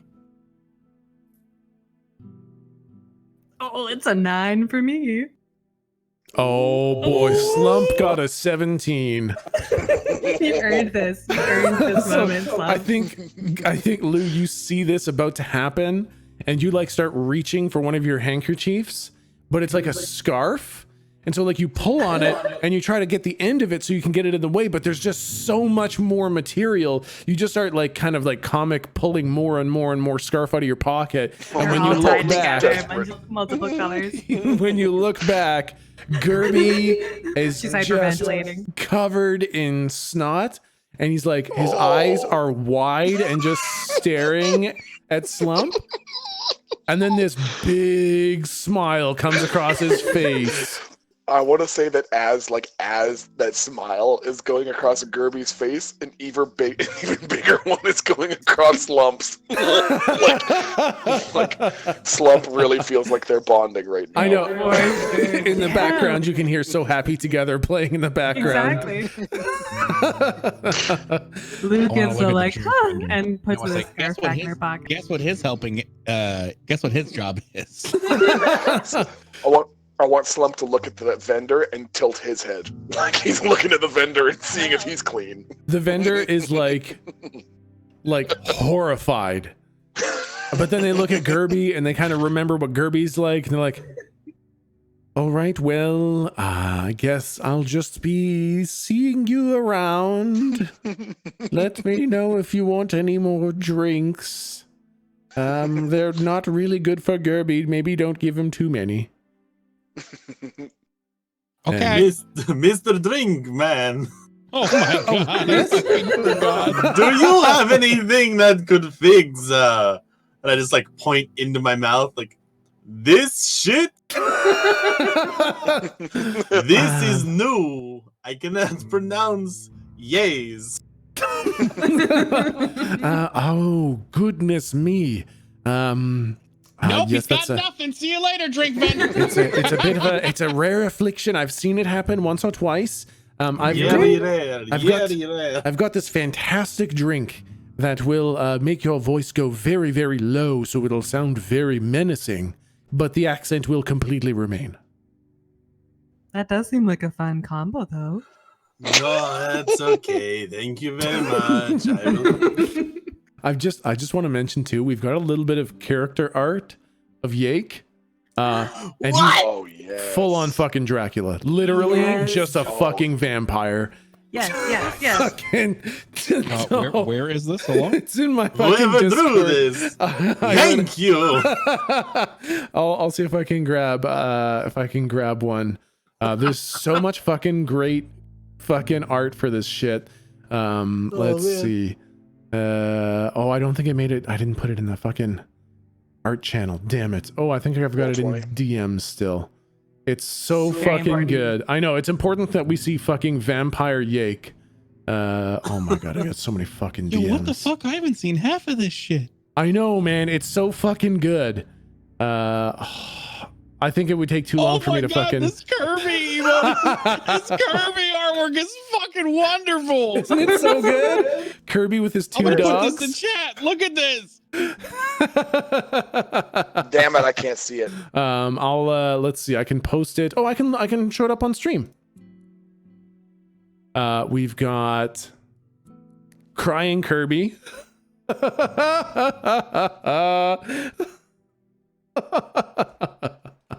Oh man, what a wimp. I love it. It's so good. Yeah, we've got Kirby with his dogs. He's got a pair of dogs now. Oh, that's nice. That are named Horace and Jorp. That won't be confusing at all. I know.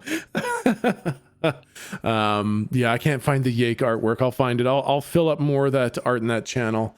Because yeah, we've got some fantastic fucking artists just drawing the most amazing shit. If you scroll up in tonight's session, you can see the concept of Gerby. Let's see if I can. Yeah, I got that up on stream. This is so. That's the new artwork of Gerby. That's kind of a reimagined version of a kobold. Oh, that is terrible.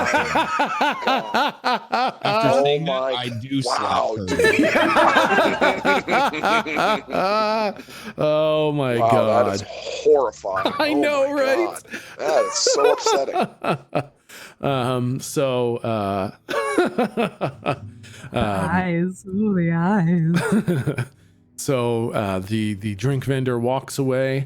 And Gerby looks up at you and requests his next quest objective. He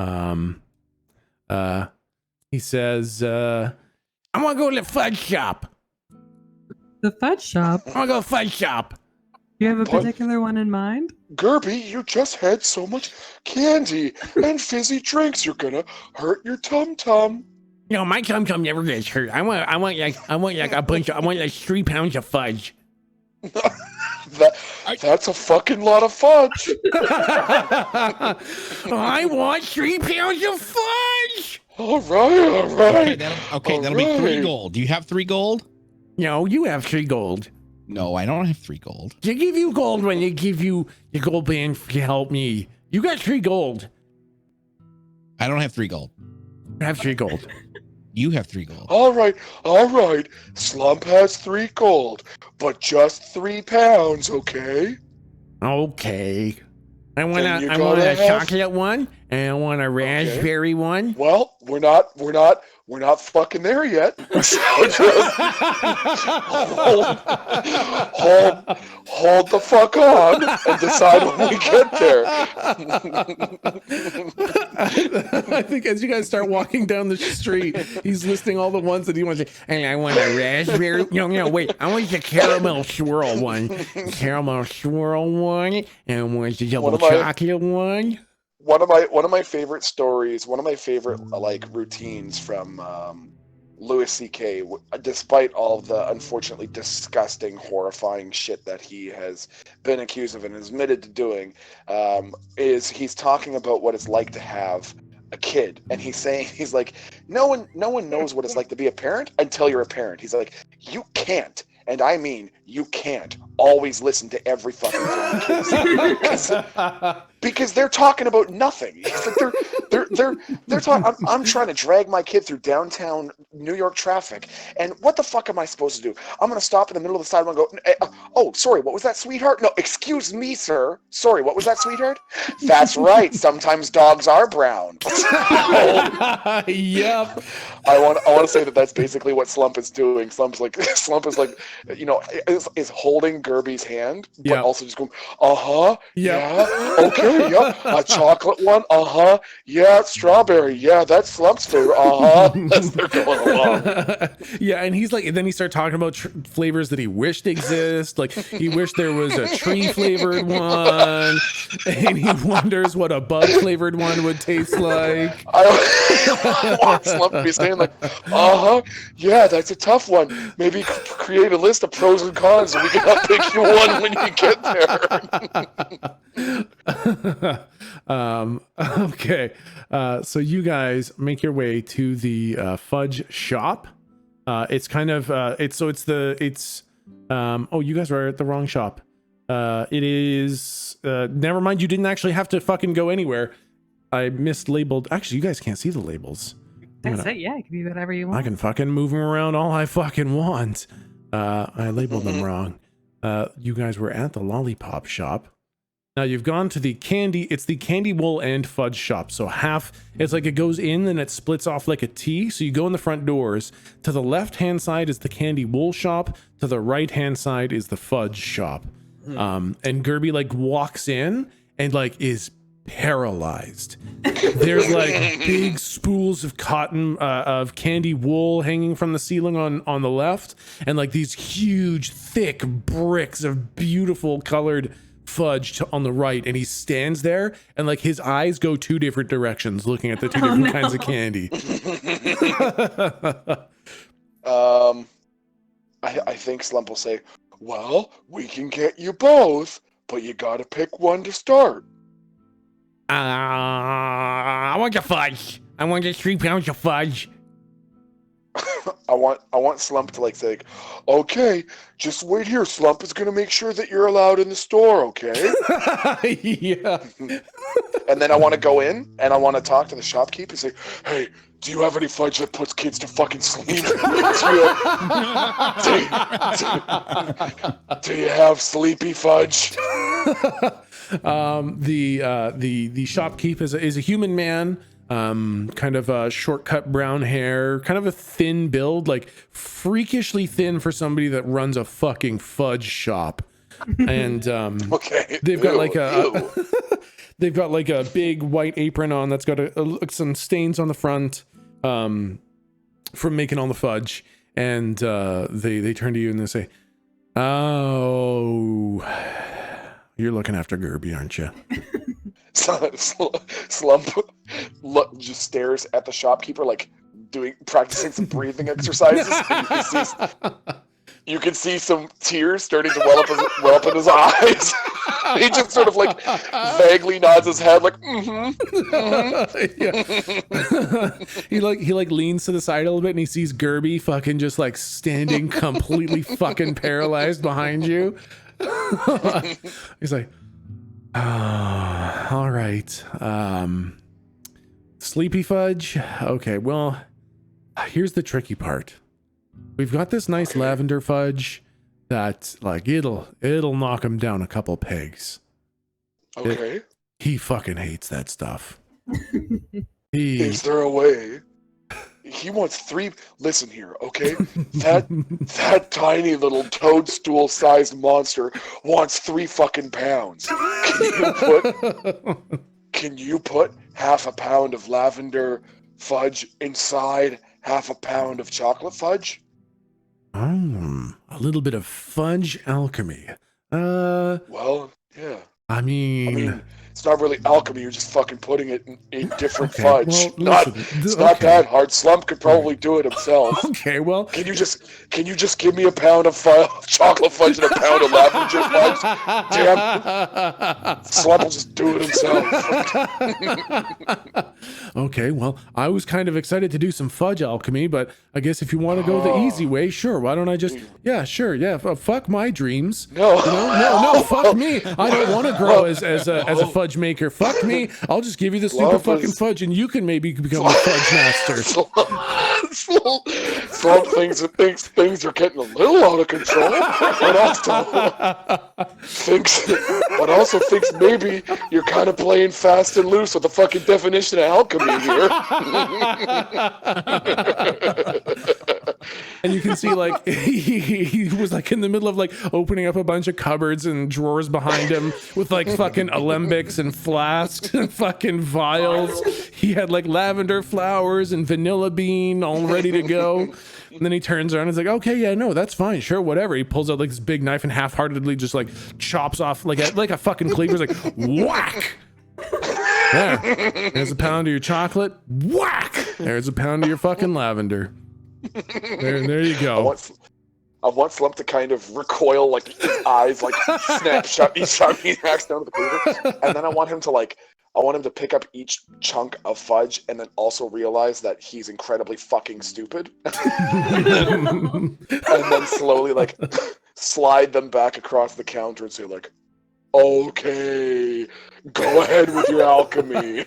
And like he's got his back turned as he's like closing some of the cabinets.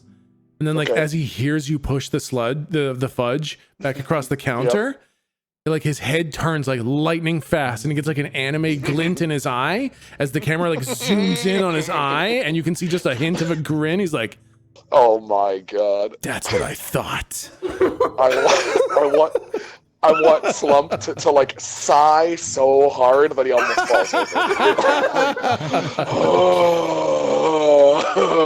And he pushes everything off his fucking counter. The fucking plates and bowls and mixers, the fucking wooden spoons and everything just go crashing to the ground as he starts setting up the shittiest looking fucking chemistry set you've ever seen.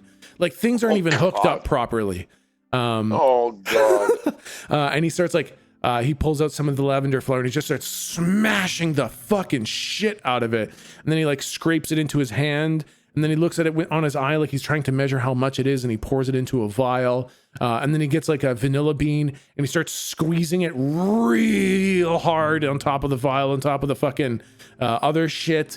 He starts like pouring clear, like you're pretty sure it's just water because there's no reaction happening whatsoever. And he starts mixing them back and forth between the two things. And then he pours it into a bowl and he mixes it around with some like thickeners. And then he dumps it into this big barrel. He's like, all right, this will be my masterpiece. It should be ready in about 5 to 7 days.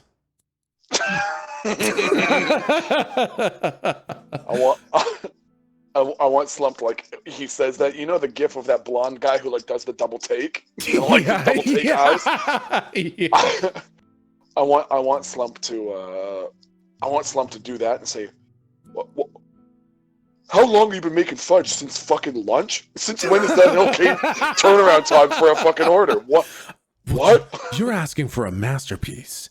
You understand? This is going to elevate confectionery. This is going to raise candy to a new platform, the upper echelons of treats. They'll call me the Fudge Wizard. Slump just stares at him and says, All right, there, Dick Lock, the Iron Chef. Just give me the fucking blocks of fudge and I'll do it myself. he fucking pushes the fucking lumps of fucking fudge back to you. But then he goes back and he starts like slowly massaging the barrel that his chocolate lavender fudge is fucking cooking in. Oh my god. Okay, I want Slump to do the equivalent of what our dad prepared for you and I when he had to give us Gravol. Which is to say he would very lazily half crush one on top of a fucking spoonful of jam and go, "Here you go, it's candy." So,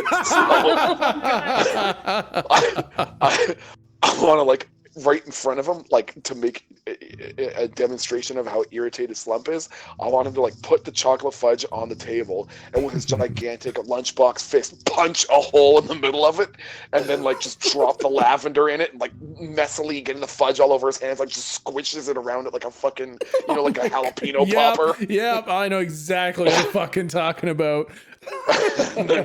And then I want Slump to like hold it up to the guy as the guy's doing all of his swirling and taste testing and shit, and then go, "Look, didn't need no 5 to 7 days for that." He just like narrows his eyes and kind of turns his back to you and goes about kind of stirring and whisking and fucking pouring back and forth again. All right, well, I want to turn around and look at Gerby and say, "All right, Gerby, you want your first batch of fudge?" Yeah.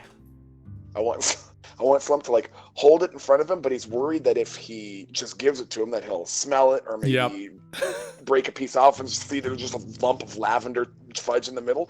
So instead, Slump is going to like hold it out to him as though he's going to give it to him, and then pull it back and go, "Hold on, you got to open up for the airplane." You can't airplane? Well, yup, it's a fudge airplane. That's why I'm holding fucking fudge in my hand. Okay. I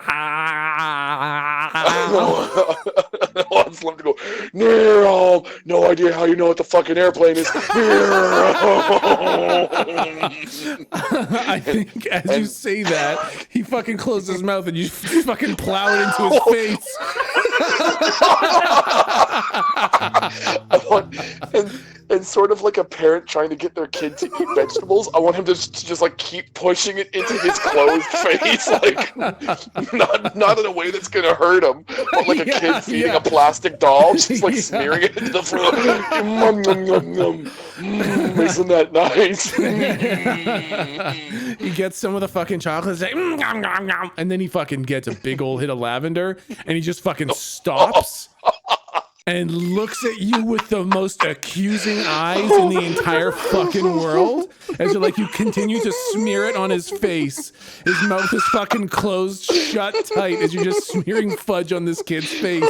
And he's looking at you like, how fucking dare you?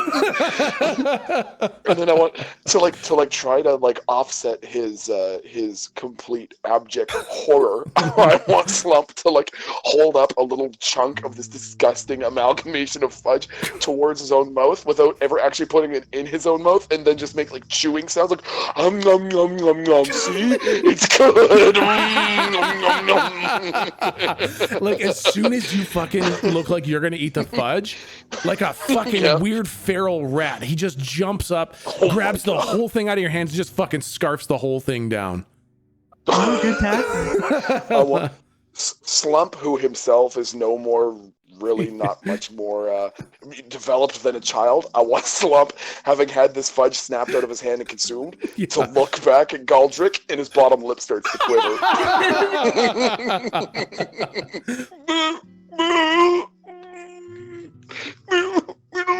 It didn't share.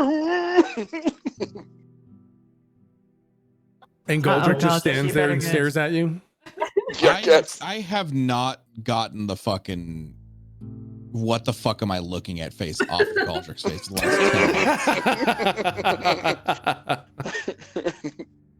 10 minutes. So I guess now I'll wait to see what the effect is of eating this fudge, if any.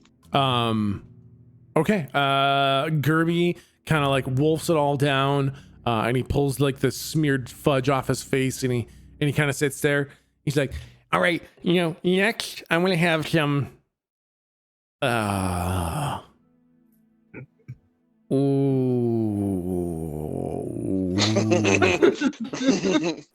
you all right there, Kirby?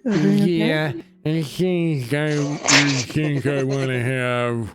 I want to go on the horses. As he like starts to slow down, I just want to start like humming a random lullaby. I want to go on the horses. I want to go.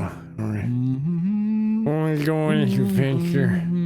Roll a performance check, which is plus charisma. Yeah, you know what? With the lavender and everything, I think you see Gerby. Ever so slowly, his eyes start to kind of droopy, like the thing where like one kind of half closes, then it opens as the other one kind of half closes, kind of thing. And he's super snoozy. And he's like, "You want to go on an adventure? I want to see the horses." Oh my gosh, you did it. Yep. I want Slump to look at Galdrick and then look back at Gerby and go, "You fucking killed him!" I want to look around to the guards have PTSD and be like, "Shut the fuck up."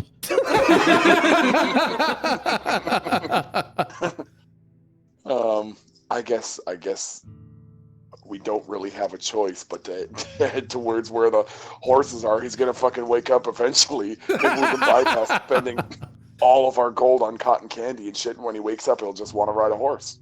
That sounds good. Let's walk really like calmly and slowly, and hopefully he'll still be asleep.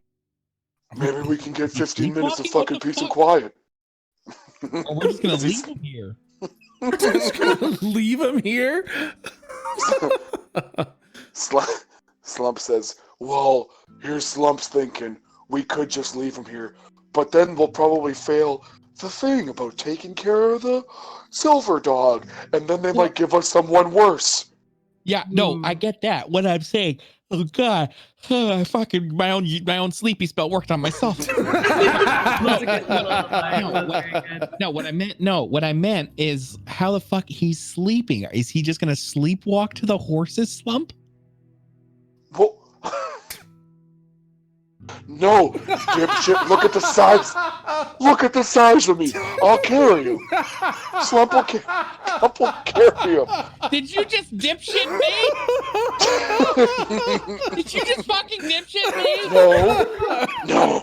No. Now hold on. There is a perfectly good explanation. Look at the size of him. He's like a husky child. How big is Gerby? He's a tiny kobold, right? Yeah, he's very small. Oh. Yeah, he's a small, scrawny little kobold with probably big puppy dog eyes, and stubby little horns and a fat nose. Oh. Okay. Well, okay, yeah, it sounds good. And I want to I'm gonna climb up on Slump's shoulders. Pick him up. Everyone aboard the Slump bus. Yeah, You gotta carry all of us, Slump. Slump to like look at Lou and like look at Galdrick and point at Galdrick's 8-inch legs and then point at Lou's normal legs and say, "What the hell's wrong with yours? You don't know how to walk?" I was just trying to support you. You know, By like making carrying. Slump carry you? Yeah, you know they like carrying stuff. Well, okay. I want Slump to like pick her up by the back of the shirt like a G.I. Joe. Holding her straight in front of him in one hand like a bag of garbage. Holding Gerby in his other hand by one leg like a bag of garbage. Yep. And just walk out of the fudge shop like into the street, and I want to look for a city guard to ask where the hell we might find the stables. Yep, absolutely. Now we should have been playing this music the whole time. Farewell, Mr. Fudge Wizard. I instantly woke up. Exactly. You put on some Witcher music, I instantly woke up. So, do you think you're gonna go back and train with the Fudge Wizard? With all your magic interest in it? Is there room for... While we're still in there, I'd be like, oh, totally, this dude's crazy. And then as soon as we get outside, no, what the fuck? He makes fun.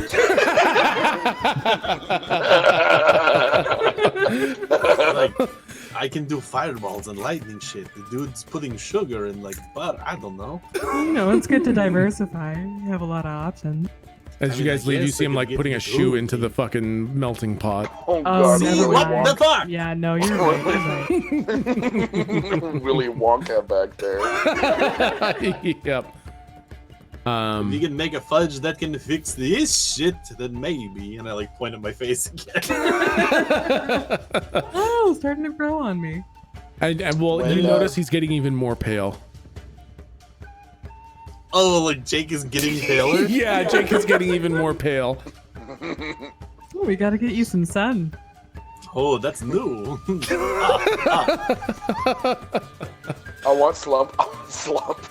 Wow, looking at Jake, Slump is now, it feels like he has to be like the dad of the group today, so he wants to try to take Jake's temperature on his forehead, but is still trying to come to terms with the fact that he doesn't have 4 arms anymore. Yeah. He doesn't quite realize it in time, and instead he just like smacks Gerby into Jake's forehead because he's trying to take his temperature with that hand.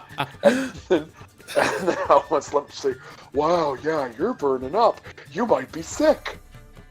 He's just got normal body temperature. Yep. I'll start like pulling back my robes and like looking at my wrists. It's like, oh, yoki dogi, I guess. Yoki doki. And Gerby does not wake up. I rolled to see, and Gerby, despite being slapped into Jake's face, is still sound asleep, just dangling from your arm. I'll say that as we look for a city guard, that Slump is too busy focused on keeping Lou in one hand, fucking Gerby in the other, to say anything to the guard. So I'll leave that up to somebody else. Yeah. And eventually you do see a female orc guard with a red ribbon. They're very easy to tell with their red ribbons.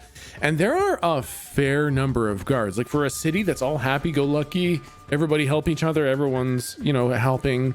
It's a very positive city. There are a lot of fucking guards. And so sure enough, you see a female orc with a red ribbon. And she's got like full plate armor and a terrifying halberd. I would like to walk right up to her. Hey, beautiful. Oh, hello. Hi. What can I do for you? Well, first off, thank you for being so lovely. Second, we're looking for the horses.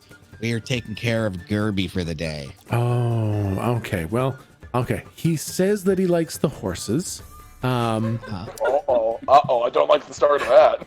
I don't like the start of that. Take him to the ponies. The horses are too big for him. He's just a little guy. We had somebody take him to the horses one time, and when he fell off the horse, because trust me, he's gonna fall off the horse. He got hurt real bad. So, take him to the ponies. Don't take him to the horses. Is there anything smaller than ponies? Are there any dogs?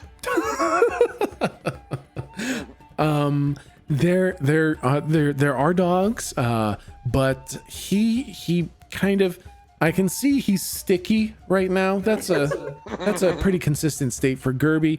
He gets the dogs real sticky. So yeah, he's going through a phase. Yeah, you might want to just the ponies. You can do the horses, but you're gonna have to get ready to catch him because he's gonna fall. Okay. We'll take him to the pony. Where are the ponies at? The ponies are right beside the horses, same place. Oh, and that would be? It's just on the southern side. No, wait. It's on the eastern side of the city. Kind of right as you exit, right at the edge of the city, before it kind of opens up to the big open plains. There's the horses and ponies there. They're often rented out to people traveling around the province. Wonderful. All right. Well, thank you and stay gorgeous. Oh, I hope to see you again soon. I'm sure we will. I wink at her and I walk away. During that last exchange, Slump's eyes kind of narrow and he like raises an eyebrow and he's looking between Galdrick and this guard like, what the hell's going on here?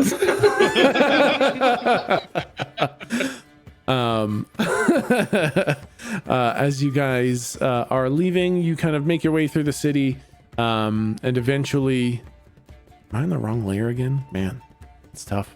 As you guys are making your way out of the city through the easterly gate, you pass through the administrative buildings, you pass through some of the more homesteads. Very busy, very lively city. And what I'm going to say is, because you guys got Kirby to sleep, I'm going to say, like, you managed to kill like an hour and a half of him just fucking sleeping. Nice. Hey. So it's like afternoon now. You figure you only have like maybe another 5 hours or so until the sun probably starts to go down. It looks like you probably only have to do this one thing, depending on how long you take doing it. Ooh. When you get there, Slump, can I get down? Slump, can you let me down? Yep. Slump just lets her down. I was gonna say Slump drops her, but no, Slump like lowers her like he's like placing a bag of garbage on the sidewalk, sort of ineffectually just sort of plops her down. Thank you so much for the lift. I'm not gonna ask again. Thank you so much. Slump says, play stupid games, win stupid prizes. Right. No, I do get it. I don't know how you do it, Galdrick. You're very spry. As she's saying that, I want Slump to like so carefully and so gingerly place Galdrick on the ground. I scratch his chin like a kitty cat. Thank you. And then Slump, it almost feels like your like arm gets electrified, or like you grabbed onto like a very small volcano as the sugar-packed, well-rested Gerby comes to an erupting awakeness. And what he sees immediately are a field full of upside-down horses. And he loses his fucking mind. And like, you're strong. Actually, you know what? Let's have you roll a fucking strength check to see if you can keep a handle on this explosive ball of fucking Gerby energy. Oh my god. Let's see what I roll. It's a 12, so you barely hold on. Like, he is fucking wriggling like some sort of sea creature that you barely have a grip on. And he is fucking, he's like, get a horsey, ride the horsey, oh my god, go ride a horsey, we're going to face, go to horses. Oh my goodness. As he's doing this, Slump is like holding him further and further away from himself, like he's handling a rattlesnake or something. And then when he like reaches a certain pitch, I want Slump to just drop him. Just lets go, just becomes scared. He fucking just lands on the ground and like becomes like the Tasmanian devil when he becomes like a dust cloud with feet and arms sticking out of it, kind of thing. That's basically what he becomes on the ground, just so fucking excited. Can I try and like just put my arm around his shoulders and point him at the ponies? Like I'm just going, oh look, that's so exciting, look at that one right there, that's a really beautiful one. But really I'm just trying to stop him from running into the field. Roll a dexterity check to see if you can fucking keep a hold on this guy, as he is going to 100% fucking take.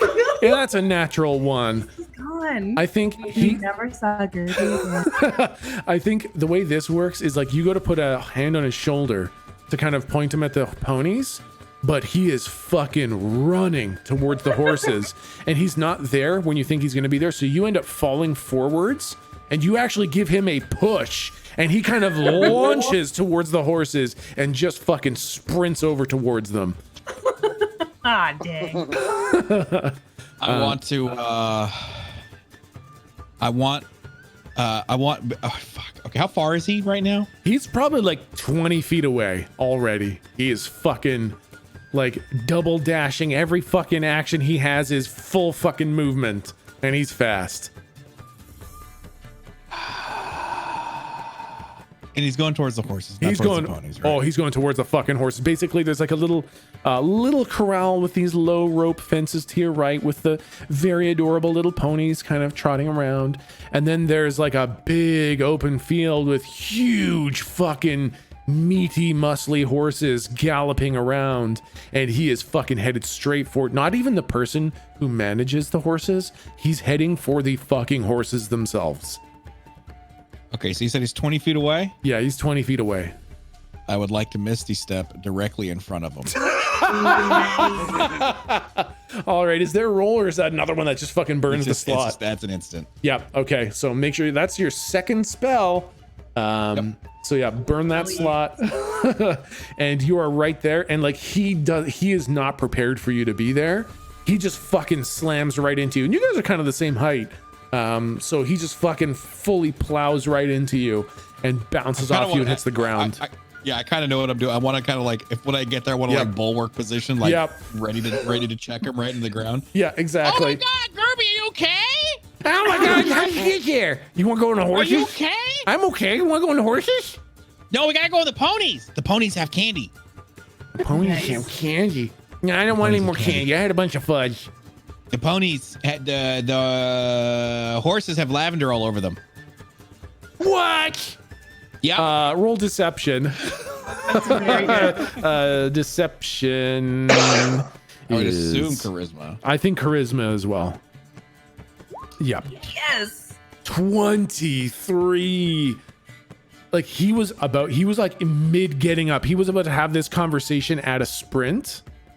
And he's starting to get up, and then as you say, like the horses are covered in lavender, he kind of like sits back down, then he kind of leans over to the side and he looks over at the horses. Like all of them? All of them. Yep. How much lavender? Just bathed in it. That's what they get Why bathed in. Why you bathe the horses in lavender? Because it's good for their fur. I hate lavender. I know, but you know what they bathe the ponies in? What? Candy. I mean, I could have some more candy. You said you didn't want any more, though. I could eat a little more candy. Maybe just could I lick some of the ponies? Okay, could I lick some of the ponies? You can. You know what? Yeah, go ahead. Lick the ponies. Yay! And he just fucking takes off in the other direction, just full fucking like he falls, does like a careening somersault head first into the ground, just gets up and keeps on fucking running. Every now and then he's on all fours, just sprinting towards the fucking ponies. And you can see the ponies get a little bit spooked. They run away from him, and he starts chasing the fucking ponies around in their little pen. I don't even try to stop him. What is the stable owner?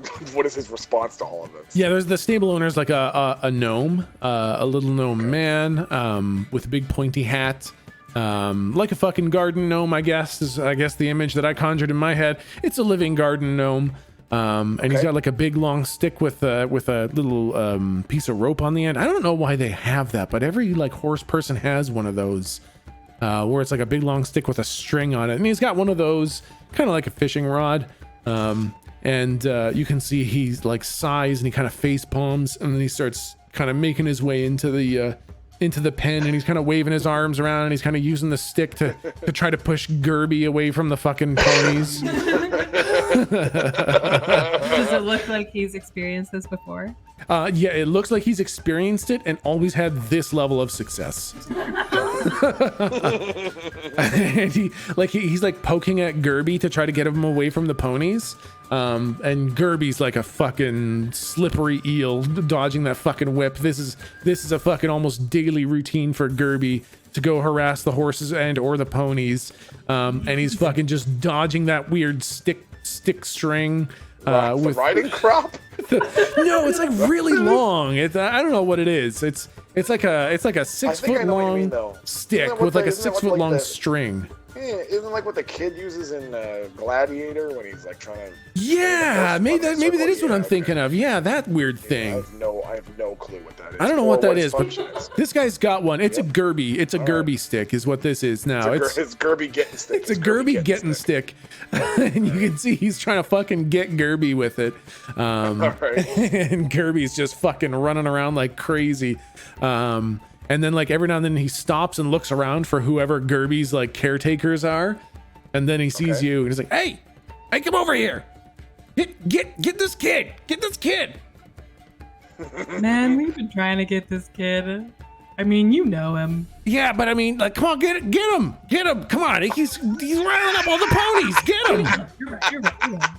I'm essentially like, you know when you have a dog and you take him to a farm and you let him run around and chase the chickens for the first time ever. Yeah. I have the biggest grin on my face. Get him, Gerby, get him! Like with the egging on, fucking Gerby goes like full Tasmanian devil and almost becomes a spinning fucking whirlwind after these little ponies. Let's roll a little check for Gerby. See if he gets kicked in the face. Gerby yeah, go ahead. Well, I was gonna say because what I want to do is I want to get into the I want to have Slump watching and realizing what seems like is inevitably going to happen, and like behind all this, as Gerby's been getting in there, deciding what sort of mayhem he's going to enact. I want Slump to like be getting into the stables too, and if any of the ponies are looking like they're turning around to kick Gerby, I want Slump to punch that pony in the face. Well, I think luckily not hard. Yeah. Totally. Well, luckily what happens, Gerby rolled real good. Gerby fucking like grabs onto one of the pony's haunches and just fucking holds on and is like in on a kicking ride. But he's like attached to the haunch and he's just fucking licking the haunch. Just licking the pony like fucking crazy. I want Slump to look at the like stable owner. So, yeah. Is it upsetting for the ponies to get licked? Yeah, the little gnome man just kind of stands there and he's like, what did you guys do to him? Why is he licking the ponies? What did you give him? What is wrong with Gerby? He's never licked the ponies before. Why would you bathe the ponies in candy if you don't want them to be licked? Bathe them in candy? We don't bathe them in candy. We bathe them in like water and mud.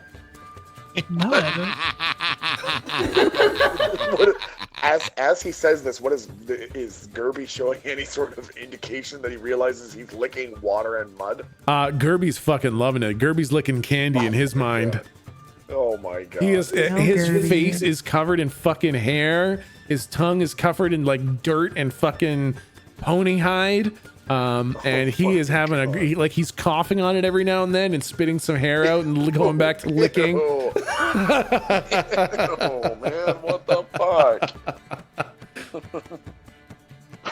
Fucking ew. Are there any ponies that are not in the herd running away from Gerby that I could like go up to and pat? Yeah, at this point it's basically just the one pony that Gerby's grabbed that's like fucking bucking broncoing Gerby. The rest of them are kind of in a corner of the pen just hanging out by themselves. I want to see. I feel like they just be flailing their tails around in pony speak for like, here we fucking go again. Yeah, basically, exactly. Not new for them, that's true.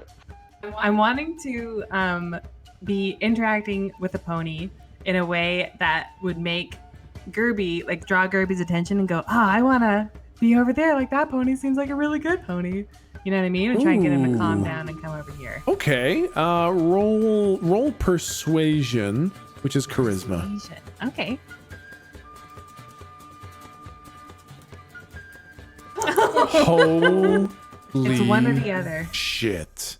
Natty 20. So the way this works, I feel like I start talking to the pony and the pony talks back. Yeah, like I think that's basically the image that kind of comes across is you go over to the pony and you kind of pat it and it kind of, sidles up to you, really loving the pats and the rubs. And it kind of, flops its ears a little bit and brushes you with its tail. And it is just loving fucking Lou right now. And like Gerby is kind of like fucking just being bucked around on his little pony. And then he sees you having this really nice moment with the pony. And he just lets go. He gets bucked right off, goes ass first on the ground. And he's got a big smile on his face, but his eyes are like wide in awe. And he just kind of like slowly starts walking over. He's like, that pony's so nice. That's a really nice pony, right? You know, when you approach the pony like this, it can make them feel very calm, and it can make it more of an easy interaction with it. Here, so if you put, and I want to like walk him through what I did. So I'm coming up, you know, where the pony can see me the whole time. And I don't know what else you do with horses. Hold your hand out so they can sniff it like a dog, I guess. Yeah, I have no fucking clue. Like that. We're in brand new territory for me. So Gerby like walks up and he's got like his hands up by his mouth kind of thing. And he's a little bit, you know, drawn in kind of thing. Yeah, I don't want to scare it. It's such a nice pony. It's okay if we just keep it all smooth movements. We won't scare him. And he kind of watches your movements and he does the same thing. And the pony's a little bit like, you know, spooked just because like he fucking comes in and terrorizes these things like every fucking day. Oh no. But like as he comes in and he's being like nice and gentle, the pony like, you know, kind of comes up and, you know, sidles up beside him and he's like patting the pony with both hands very nicely, and he looks up to you and he's like, it's such a nice pony. You're doing great, Gerby. That's so nice. Oh my god. Do you maybe want to take a little ride on this guy? I want to go for a ride on your pony.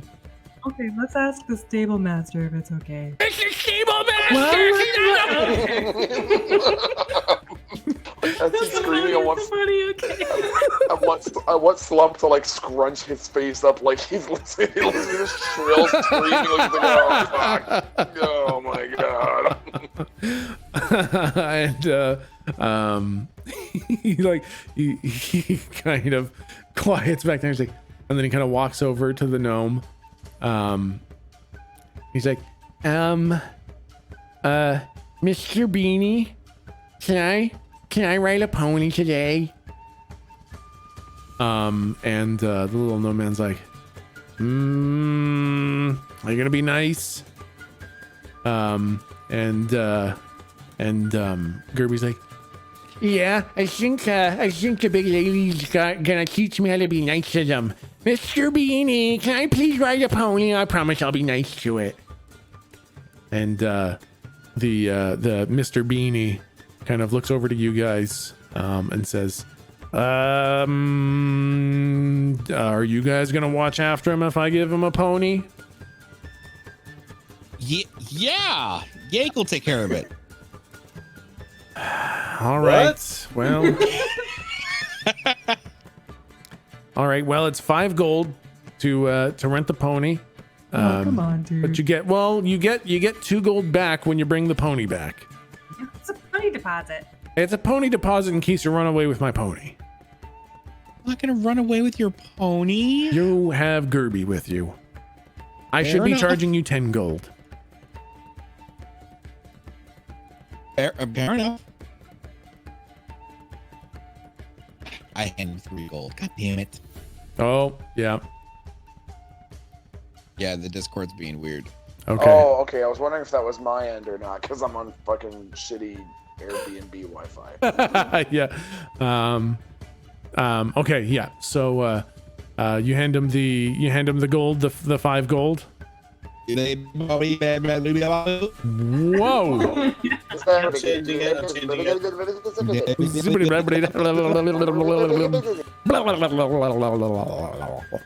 Okay, we're good. Okay. We're good. Okay. Thank you very much. Okay. You hand him the 5 gold. I reluctantly hand him the 5 gold. All right. You hand him the 5 gold. And he says, all right, so that pony's name. Hello. Hello? Hi. Okay. All right. Hi, sorry. I lost you there for a good 30 seconds. Oh, wow. Sorry. I'm back. All right. Okay. So that pony right there, that's Mandala. And she's a very nice pony. You've picked a very nice one. She doesn't go very fast. but she'll trot along for a good long time. She likes the pats and the affection, as you guys have known. Her favorite food, of course, is sugar cubes, but you should just feed her carrots. And don't take her too far. You can go into the forest a little bit, but don't go too deep. She gets tired. I'm good. Okay. All right. Just make sure to bring her back, before sundown, or at sundown, kind of thing, and enjoy Mandala. Do you have a very small fenced area, maybe a circle of some kind?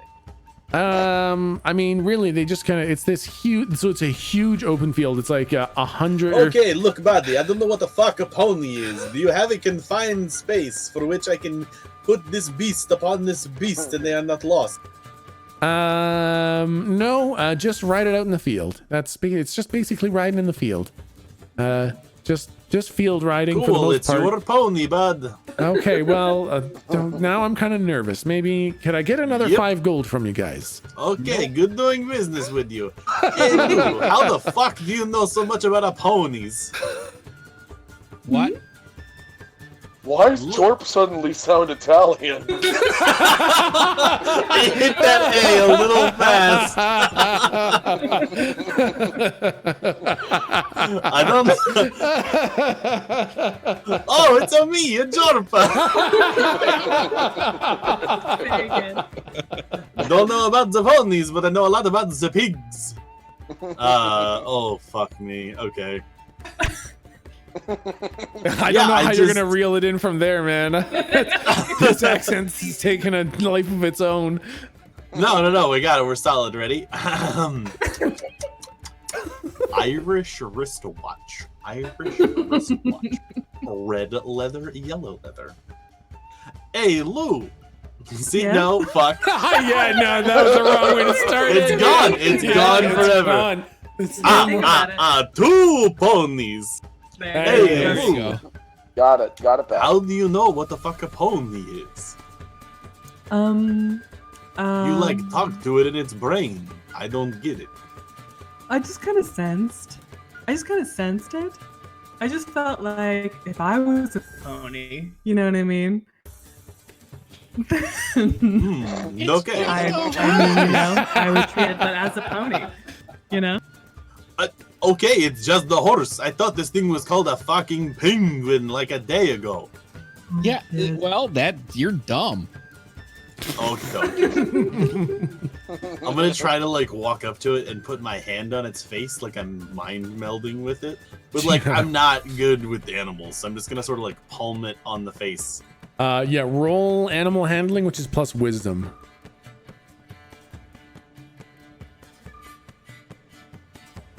Oh, pretty good. It's not too bad. I think you kind of put your hand over its eyes, and it's it kind of starts walking in a circle, and you just feel weird horse face and eyeball under your fingers, and, so weird. And you get nothing other than a weirdly dirty hand. I'm just gonna rub it on my robes. Cool. I guess it's a pony. I want Slump, not in any way that's going to harm the animal at all, but just with less delicacy, just walks and puts his palms the thing's face too. Right. Thinking that he can talk to it too, he just sort of places his hand over its face and goes, "Look, Slump can do it too." All right, animal handling for Slump is a fucking 6.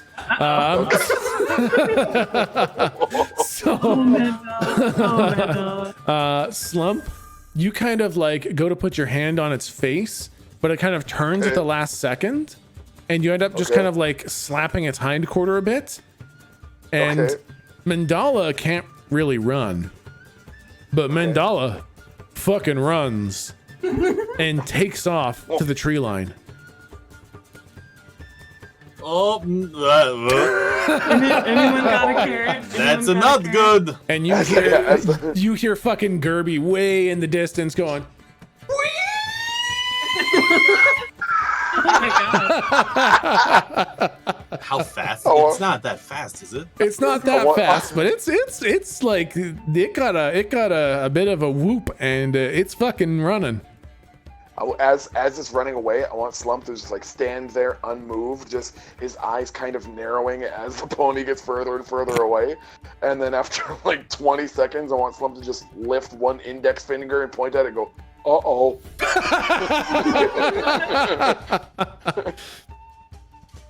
Yeah. So Gerby is just fucking taking off. Fucking horse whisperer. The name's Do Beanie. this thing. No, fuck off, you. Lou. Oh. Okay, that's rude. I mean, I thought we were gonna have a conversation about how you just got one of my horses spooked into the forest, but hey, now fuck me. I specifically asked for a circular pen with a fence, so you know you can't ask for this, bud. All right, lay the blame at whoever. Go catch my fucking pony. Working on it, Chief. You should probably close your eyes. He immediately closes his eyes. And, Oh, wow. like last time, I will sort of do the like horse stance and put my hands out. And Lou, stand here, do this, turn around, do that. Okay. You got it. Here I go. And I will summon Phantom Steed. Oh With god. a much better idea of Okay. what a pony looks like. So I'm just gonna. We saw the horses, but it was kind of far away. Yeah. So I'm just gonna think of the pony, but make it big enough to hold Lou, because Lou's fucking like yacked now, right? Yeah. Yeah, oh yeah. So Fucking Brienne of Tarth. Big old let's- yoked lady. Yeah. Yeah, let's scale it up for fucking yoked Lou, Yeah. and I guess sort of stretch it out so there's room for 2 saddles, and then make its legs longer so it's faster. Oh A horsey boy. built for 2, like a So like bicycle it's built for 2. close, but yeah, it's like a weird tandem pony stretched Yeah. out. That's Because I don't scary. think I'd nail it. But Yeah. it's closer. Maybe sort of. How many legs? I think we got that one. It's 4. It's 4. No nightmare spaghetti like the last one. Okay, yeah. So this weird horse fucking shows up, and it's like, oh hey, horse. Oh god. Okay, horse. It's kind of uncanny valley for it. Yeah, exactly. Come on, Godric. Come on, Slump. We're wrangling. We gotta get wrangling. I want Slump, who also presumably doesn't know what a pony looks like. I want him to just look at Jake's creation, look at Galdric, and look back at the creation, kind of furl his brow and go, ew. Yep. Do you guys want to get on the horse? The quote unquote yeah, sure. massive air quotes horse. Can I we mean, all did I make it big enough for all How 4 of big us? is this horse? I was gonna say, what is this, a bus? Oh, okay. That's probably why I had a really freaky image in my head. No, that's okay. No, I just made a horse bus. Fucking I thought you meant like horse two- bus. two We're gonna double get saddles. inside of it like the cat bus. Okay. All right. I know what a bus looks like. Yeah. I know what a hover truck looks like. Oh my I want god. a meat hover truck like a Yeah. giant horse, and we walk inside it. It's a Trojan and Luke horse. can drive. This is very good. Yeah, you guys get a fucking My Neighbor Totoro cat bus, except it's a fucking horse bus. This is the best thing that's ever God. happened. And It's a little moist and squishy. Hold on. you guys get inside, and it's got like a weirdly emotive face, and it turns Ew. its big long Ew. neck around to you guys as you get in. It's got this big smile, and you can kind of Ew. hear in your head like, "Climb in." Second tandem war elephant. Oh no. All right, what is this creation's name? What is this? I have to refer to this creation with some sort of a name. What is horse bus? I think you just nailed it, dude. No! Everybody in the horse bus. Nab on it, Lou. Oh no! All right, everybody climbs inside fucking horse bus. Is there like a pedal? Is it clear how to drive it? I think I just want to like push it in directions. You know what I mean? Yeah, it kind of you get the feeling like you kind of sit and it like weirdly form fits to your butt with its weird fleshy interior. Oh, I got the steering wheel. Here we go. So instead of pedal, like on some of the hover bikes, they sort of have the old school like airplane controls where it's Yep. one yoke that's like Yep. floating in front of you. Yeah. So you push and pull it like towards and away from you, so it's Yeah. kind of like soft and glurpy. Exactly. Yeah. No, it does not have a mechanical resistance to it. It has a biological resistance to it. So you just sort I feel of like grab. I'm manipulating a uvula. Oh god. Pretty much grab the uvula and push it. As Slump is like sitting down into his seat, I want him to he's sort of brushing this whatever is the seat with his hands, and imagine the facial expression of someone on one of those Fear Factor type shows, and they have to stick their box into something to try to determine what's on the inside. Yep. I want Slump to brush it with his hand and have that look of vague, confused disgust on his face. Yep. And he just sort of says quietly, "Kind of damp." Yeah, everything in here is upsettingly warm. I hate that. Ew. Yep. Ew. And when you fucking push that fucking Steering stick? the biological steering stick forwards, What is happening? you hear roar through the lands a mighty I'm so happy right now. thunders across the field, and everyone just kind of stops. I'm not gonna lie to you. I'm 100% excited to tell Flynn tonight to play with my motivation stick. my biological motivation stick. Is that what you just fucking called it? Yeah, I think so. That sounds about like what I fucking said. Hey, baby, I want you to play with my biological motivation stick. Yeah, all right. You push the biological motivation stick, and Horse Bus goes. Oh boy. This is turning into something else. Thundering across the plains. The horses that were kind of trotting around fucking stop and stare. Dear God. Yeah, exactly. And Horse Bus takes off at a terrifying rate. Fucking I'm so happy right now. just like these hooves smash into the ground and dig up huge clots of dirt as it fucking tears off like a nightmare horse bus fucking steed towards Gerby, who, as all this was, you guys got in, found your seats, brushed it off, found the fucking motivation stick. Gerby got quite some distance, and he's kind of like right at the tree line now. But Horse Bus fucking goes and closes that distance almost fucking instantly. And you guys are kind of right at Gerby. And as the horse god Horse Bus kind of gets close to the fucking mandala, the spooked pony, and it's like, Ew.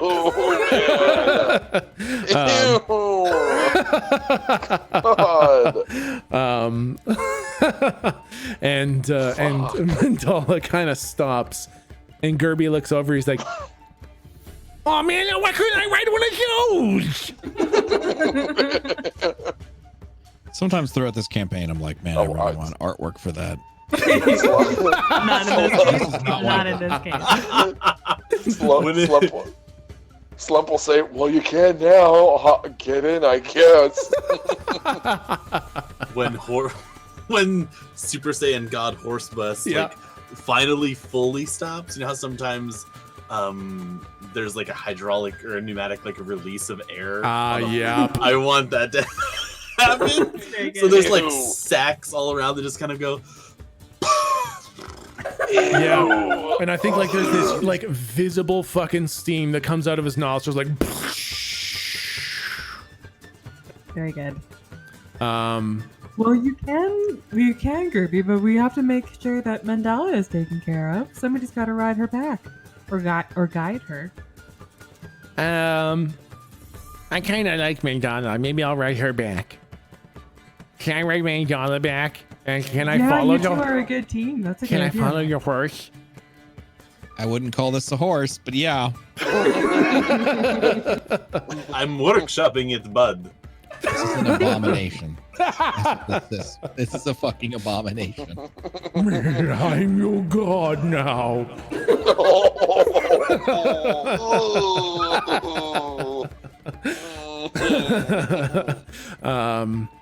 And so you guys kind of turn around and you start heading back. towards the city. But as you start going back away from the tree line, something comes through the trees. Oh boy.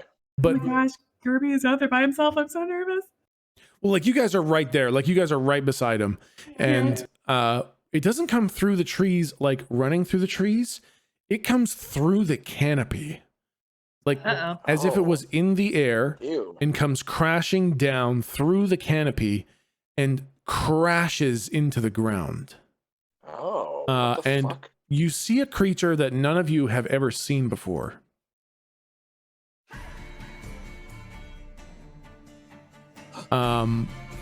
What you see, it's like half horse bus, half bird of some sort, like some sort of an eagle or something like that.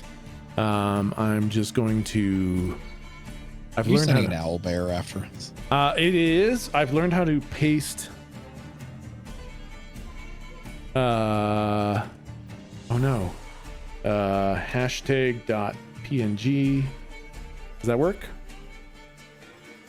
That did not work. Why did that didn't work? Copy image address. There we go. It is. That's it.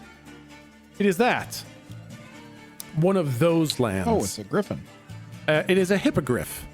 Hippogriff. And this half bird, half horse creature situation smashes into the ground, and it looks really fucking rough.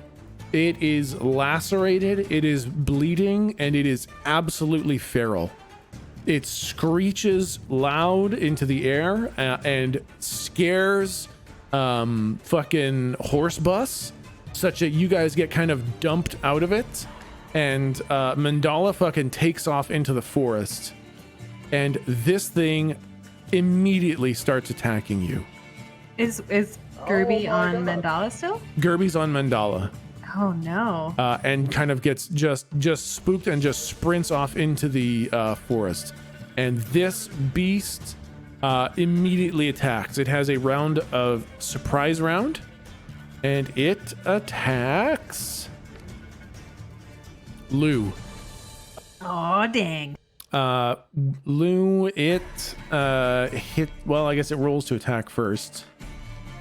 It misses. Okay, So it kind of lunges at you, and it tries to bite you. That big hooked beak comes down and snaps right in front of you. You kind of dodge back, and then it kind of rears back on its horse hooves and leaps forward and tries to rake its claws down, but you're still kind of already moving backwards, so it misses with that as well. And now I would like everyone to roll plus dexterity for initiative order. So, question. You mentioned it was already lacerated, like it had just been attacked? Yeah, it looks super fucked up. Interesting. Okay. Yeah, can we ask if there's anything else around, or would that be like a move during our turn to look around? Let's see. I just got to... the order is... it'll go last. The order is Goldrick, Lou, Jake, Slump, Hippogriff. Okay, so the first move is Goldrick. So yeah, Goldrick, it is your turn. This Hippogriff is absolutely feral, and it is lashing out with all of its attacks. Okay.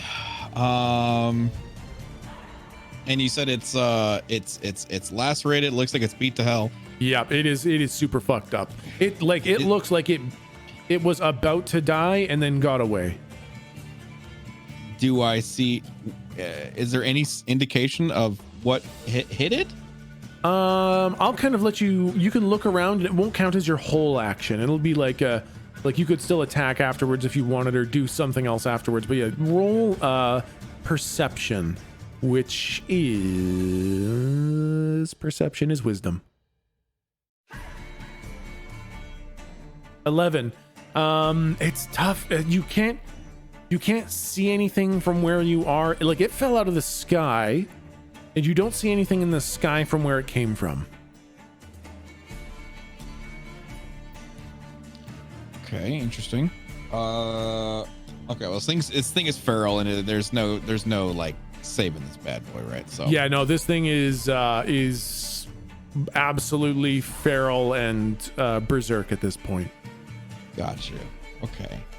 And my gun is my crossbow. Yep, that is correct.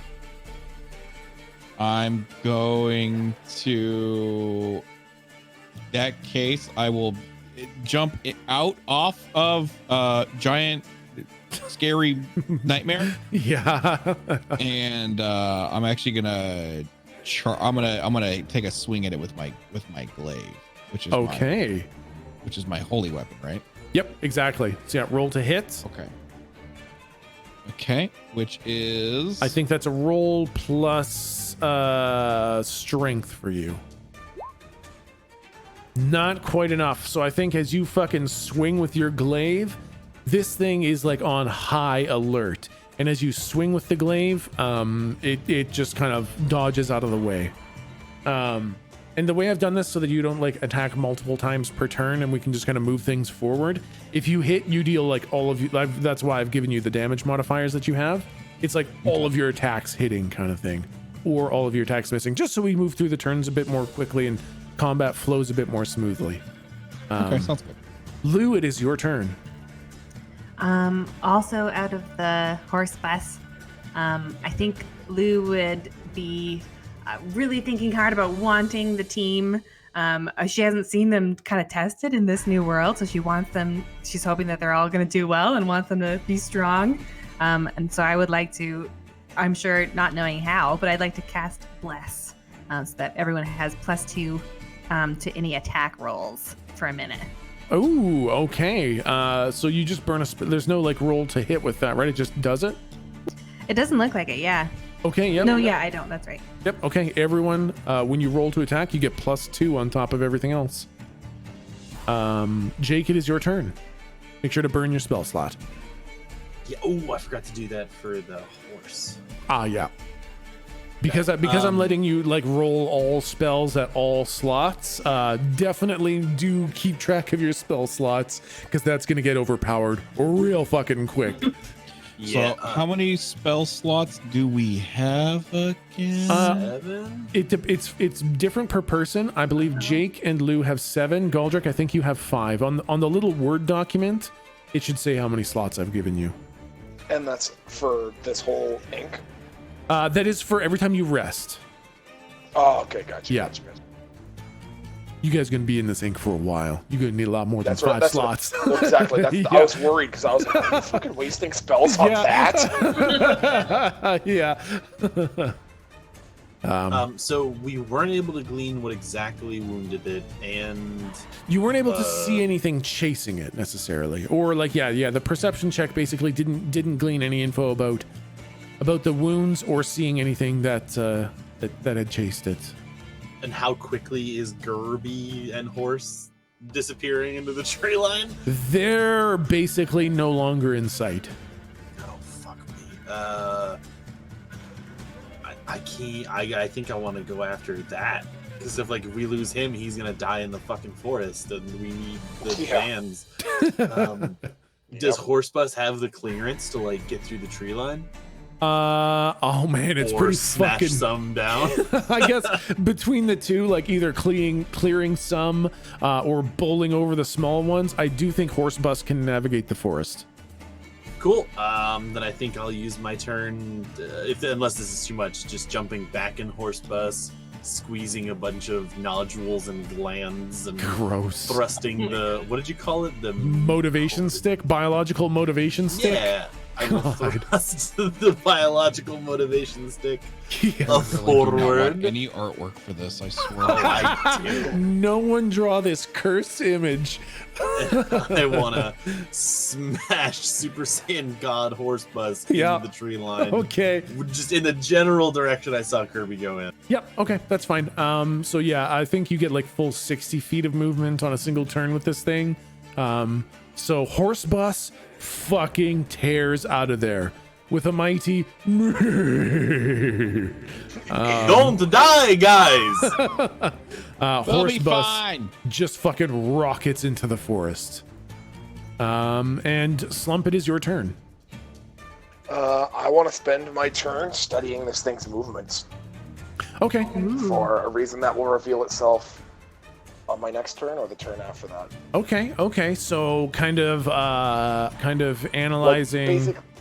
Like I'm just sort of like, moving back and forth as I can to try to stay out of the way of its attacks. Okay. And watching the manner in which it's thrashing to try to study for something like, for example, if an animal had an injured leg that caused it to sort of move in something of a circle, or if it is seeming to favor one side more than the other, or if it seems to be doing the same sort of thing, like bite and then swipe and then bite and then swipe, and looking for patterns and things like that. Basically, I'm studying it so to hopefully increase the likelihood that my attack, when I choose to do it, will land. Okay, perfect. Then I will give you'll do nothing this time. There'll be no roll, and you will get advantage on your next attack. So we'll roll twice and take the higher of the two. Perfect. Okay, Galdrick, we are back up to your turn. I'm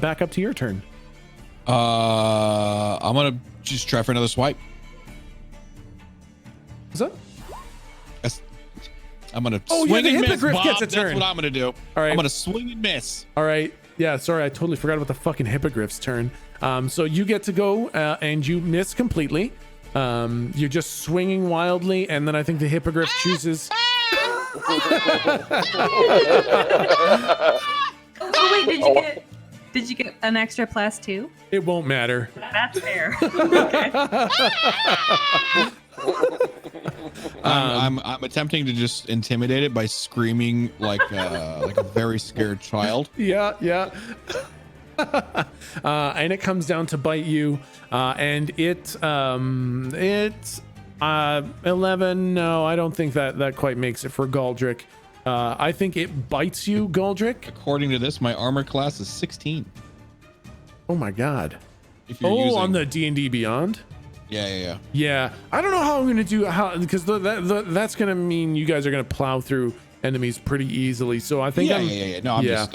I think because that's just it. I'm kind of factoring in the fact that you have a high AC, and you're wearing plate armor. So this is like anything over 10 is kind of a success. So the way this works is it bites you, Galdrick, but it bites you right in like the thickest part of your plate armor, and you feel like this sharp beak grab and get a good dig into the armor, and it shakes, but it doesn't actually do any damage, and then it kind of lets go as it realizes it's not really having any luck with that. And you take no damage, and Lou, it is your turn. Can I talk as a free action, or would it? Oh yeah, absolutely.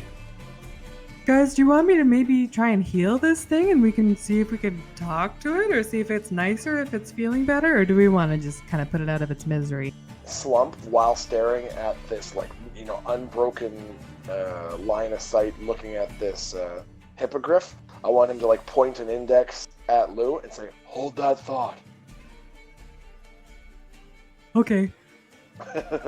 I scrunch my face so it looks like I'm holding the thought. But then I also I'm gonna summon my spiritual weapon. Yep. Does the summoning it count as the action, or you can summon it and attack with it, kind of thing, in one go? Yeah. Otherwise, that's so lame. hold that thought and soul that thought and don't attack it, is what you're saying, Slump? Well, you can attack it, but on the theme of healing it, just hold that thought. Okay. Maybe then instead of can I have not summoned the spiritual weapon? Sorry, is that cheating? Yep. Can I this might not be the right time, but there's a ability on my spell sheet that I'm super interested in, so I'd like to try that. And it's called Lou's Prayer. Yep. And its description is question mark, and then another question mark after that. So I gotta roll. I gotta roll 1d20 plus wisdom to see what happens. Yep. Oh no! Natural 1. Natural 1 on my prayer. My God ain't here. Yeah, I think you hold on to your With your prayers, it goes to me instead. Hello? When you hold on to your symbol, you feel something strange. It's not a feeling you've ever felt before, but it doesn't connect with anything. It's just this weird feeling that it's like you're trying to draw a line and it comes out as like an aura and it doesn't go anywhere or accomplish anything. Interesting. Does it have, so that's more like a feeling of something happening. Does it have any kind of emotional connotation? With a natural 1, no. It just feels like reaching. No, it feels like thinking about something, but you can't form the thought. Well, it's certainly enough to make me very curious. I'm gonna come back to that for sure. But that's it for me. Jake, it is your turn.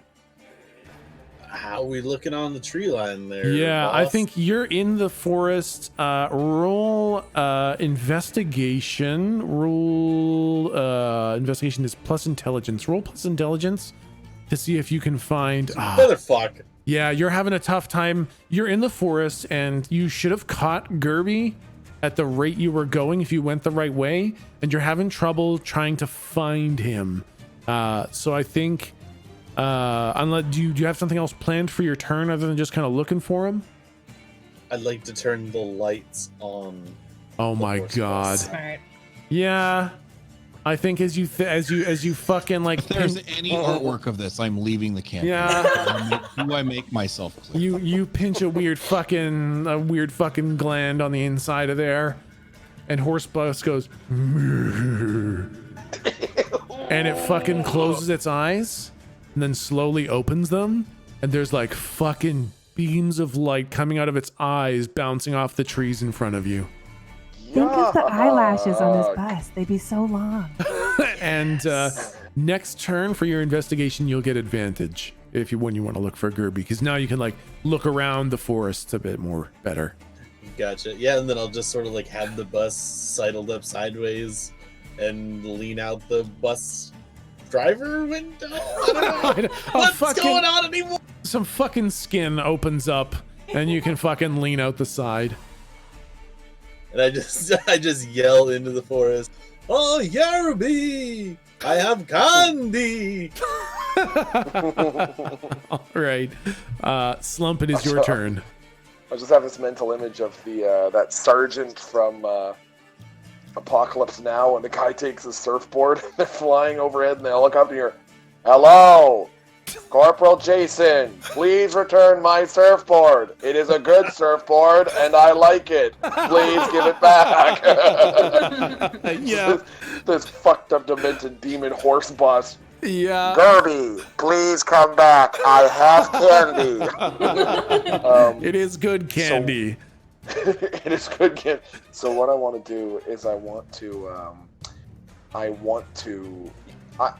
feel like of anything that I know, and Slump doesn't know much, but of anything that Slump would know in this world, it would be exactly how to swing his pick and his hammer. Yep.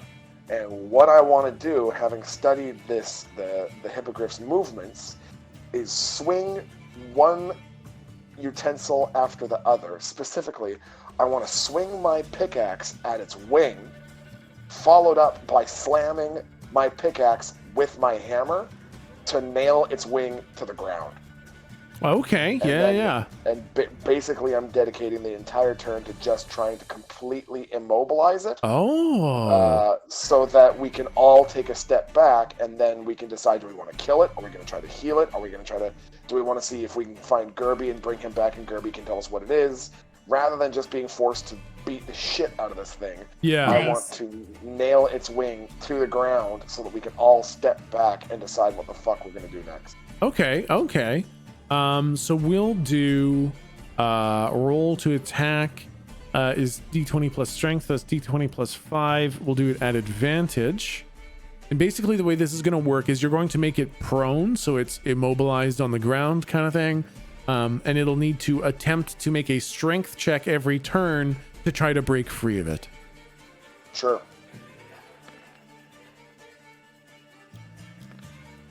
It's 2 of the same roll, but I think this thing's so fucked up that I think a 12 does it. And you basically pin this thing to the ground. And every turn, it will need to make a strength check to try to basically rip its wing and fucking free itself of this, because it is not coming down at all. Oh wait, those are +2. Those are 14, so that definitely fucking works. It is fucking pinned to the ground, and now it is the Hippogriff's turn. It will roll plus strength to try to break free. I'm gonna say, because Slump's a big strong boy, I'm gonna put the DC at about 16. It's got to roll above a 16. It rolled a natural 20. Oh, shit balls. Okay, well, that was a fucking waste of 2 turns. Yeah, damn. I mean, with a natural 20, what can you even fucking do? Yep. This thing, oh, you know what I guess I'll do? I will say it tears its wing, and it deals 4 damage to itself in tearing its wing out. Yep. Yeah, I'm good with that. Yep. So it is free, it's no longer prone, and it takes some very nasty damage, and like it just tore its wing a bit. Like, this is not a mortal wound, but it looks like this thing doesn't have much left, honestly. Like, it looks like that 4 damage fucked it up. Galdrick, I wanna yell out, guys, I'm pretty sure I can bring it back to life if we do wind up killing it, so don't worry about it. If you want to talk about it later, we can always do that. and Galdrick, it is your turn. Okay, so a bit of a question now. Galdrick's been to this land before. How experienced is he with the creatures of this universe? I guess I should put it. Yeah, I would say experienced, but you were not here at this time, so things have changed. Gotcha. Okay. Because I'm trying to use my own knowledge, because I actually don't remember. I know hippogriffs can be domesticated. Yep. But I don't remember if feral ones could be turned domestic. I think I couldn't remember feral if hippogriffs were one of the ones where once they were wild, they're wild. There's no being nice to them. And I don't know if Galdrick would know. Let's roll a fucking history check to see if you can recall that fact. History is intelligence. This won't be your turn. This will just be like just to tell you whether or not I can tell you. Yeah, so once they've gone feral, there's really no kind of turning them back. They're wild animals at that point. In that case, I aim for the throat and I slash and slice, but this time I'm gonna hit it because it's gonna have some flair to it. Fuck! Oh wait, it's 11. That's right, because it's got another +2. Yes, that does meet the AC of this thing. You go ahead and deal your damage to it. My damage is 1d4 plus 4. No, 1d10 plus 2. I think on the sheet I kind of bundled it up, and it'll be like 2d10. Like, you can do damage or 2d10 or something like that. Yeah, I'll just roll. I always like to roll. Okay, yeah, perfect. Okay, 1d10 plus 2, 5 damage. You slash at this thing, and it hits good. It cuts through the feathers into the flesh, big spray of blood, and this thing looks quite terribly wounded at this point. It's not like some sort of a helpless animal. It is like an angry beast. So it kind of locks eyes with you, Galdrick, and it has just found its next fucking meal. Lou, it is your turn. I would like to pull the, what is this? A dagger from my ankle holster, and just friggin' chuck it at the hippogriff. All right. Yep. Roll your attack with the extra +2. Oh yeah, that's right. Oh boy, rolls, everybody. That's 5. Total of 5. Do you not add anything to your throwing attack? Well, it's dexterity, and my dexterity is 0. But then for the plus, Oh, gotcha. I got the plus from Boy, these are earlier. some Wait, bad no, I'm not rolls. even blessed. It shouldn't have even been plus 2. Can we change the dice? Like, what the fuck? Yeah, these Yeah, are right. Holy wrecked. shit, these are some We gotta fucking restart. bad rolls. Yeah, you just fucking huck your dagger into the fucking You guys just watch Lou just fucking yeet her dagger into the fucking field. It's supposed to come back to me, and I think it just stuck in the ground, Yeah. guys. Yeah. Like, it's not. I think you expect it to come back, and then you just see it's just fucking sticking in the dirt. Jake, it is your turn. I guess another roll on the old thing with the check with the thing. Yep. So plus intelligence at advantage, because you've got horse bus eyes. What do I see with my horse bus eyes? Holy shit. I see everything. Yeah, you fucking see my campaign notes. You are looking around. You're just kind of looking around, and horse bus is kind of looking around on its own too.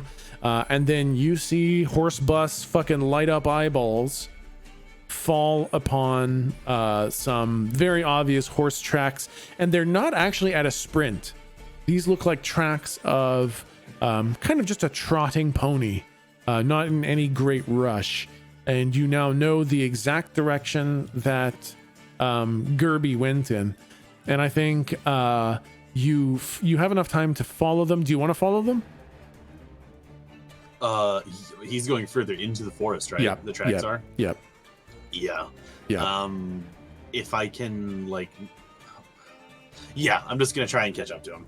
Yep. You follow these, and because of horse bus's incredible movement, you kind of close the distance, and then you see Mandala, the pony, just kind of sitting there eating some grass, and there is no Gerby on the back of Mandala, but That's upsetting. there is very nearby a giant cave. Oh my god. He's dead. Fuck him. Do I have time to, like, usher Mandala into the Oh my god. rear meat? Russian Is doll. this Oh, fucking okay. horseception here?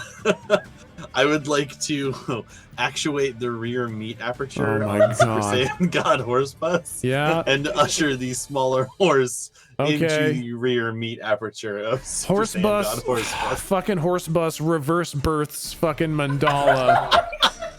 Now we're talking. Oh my god, this Now is we're talking. This the is worst hot, fucking thing man. that's ever happened in this campaign. Oh my fucking goodness. Okay.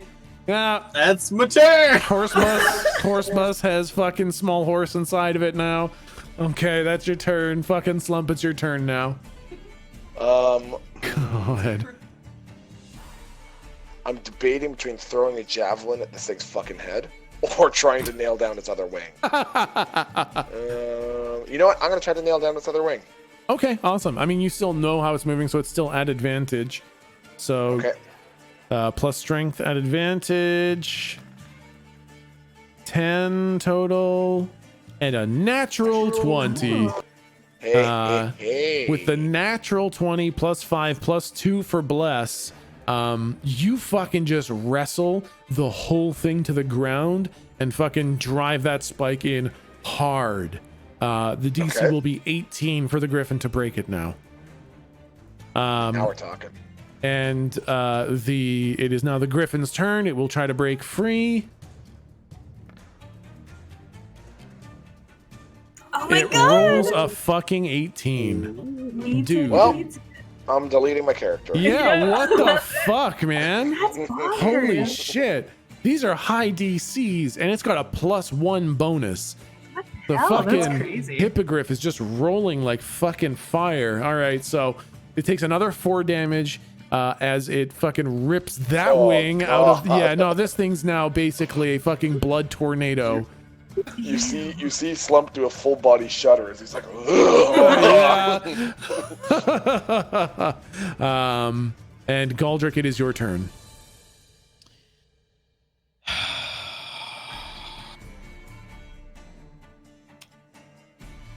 Yeah, I'm just gonna stab it again. Yep. All right. It should be near close to death. Yeah. This. If you hit, it's dead. Okay. There's all right. literally any damage deal. Okay, got it. So there's no reason I should bother flaring it up. So here's what Galdrick's going to do. He's going to immediately do a backflip. Yeah. Okay, just to kind of set up his prowess. Yeah, then absolutely. After Slump had already pinned down the thing, yeah. Slump as a ramp to leap off like Hammer Strike with his glaive downward spiraling. I'm suddenly Link, and I'm going to kill this with the downward Smash Bros attack. Yeah. All right, and that's what I'm going to do. Plus intelligence at double disadvantage. Okay, no problem. Yeah, just go ahead and roll to attack. Okay, that's a 10, Bob. You know what? This thing's fucking like on its last legs. No, I missed. I accidentally hit Slump. Keep going. Okay, you fucking you fucking miss. You slap Slump with the broadside of your fucking glaive. No damage is dealt to anyone, and you feel very embarrassed. Lou, it is your turn. This is the goofiest dang fight. Oh my god. I'm gonna not chance it. And I will summon my spiritual weapon then, because I'm not gonna, trust my aim. So I summon my spiritual weapon. Awesome. What does it look like? It looks like a thing that I know what it looks like, which is something that's very long, so that I don't have to get too close. It's just it's a lance, like a jousting lance. Perfect. Giant floating spiritual lance appears in the air. Yeah. And I run up to poke it. All right, so it just fucking attacks on its own, like the spiritual weapon does. Yeah. Your spiritual weapon attacks with your plus charisma, I think. Wisdom. Okay, yeah. Roll plus wisdom. Oh my god! Thank fucking goodness. No damage need to be rolled. It fucking kills it. Okay. Oh my god! About fucking time. This fucking hippogriff, like, literally is just so crazy. It cannot be pinned down. Although it did deal a whole bunch of damage to itself by fucking constantly trying to. That was excellent, and then it couldn't hurt us either. No, it was totally good. It is true. It spent every single one of its turns trying to break it, so that actually did prevent it from attacking any of you guys. Yeah. True, yeah. And kind of morbid, but true. Incredibly morbid. Okay. And it's dead. It's laying on the ground. The very, very angry feral animal is defeated. It's covered in a lot more lacerations than what you guys did. Yake is deep in the forest with horseception going on. You're out of initiative order. What would you guys like to do? We gotta find Yake. Yeah, I would say that would be Slump's first knee-jerk reaction would be that we gotta find Jake. Yeah, how are we gonna find him? He's in the middle of the forest and he's on the death demon. So one of my first questions, there you go, was, am I gonna smash through these small Yeah, I think this did not make a subtle path. The big trees are standing and the small trees are completely fucking obliterated, and there are giant, like, shovel holes in the ground where it's horrific horse god hooves chewed up the ground. So it's a pretty easy path to follow. Galdrick says, how are we going to find him? And I do like the Will Smith pose of the two arms with and I'm pointing at the at the broken trees, you know. Oh, yeah, nope, there, up. Slump picks him up. All right. I want Slump to, like, hold out his hand towards Lou, like he's gonna grab the scruff of her shirt, like invitationally. Oh, thank you very much. I think I will. I'm just gonna walk. Thank you so much, though. Thank you. I'll turn the low beams on so that the lights are going down into the cave, and then I'll pop on the four ways and just hang out with Mandala.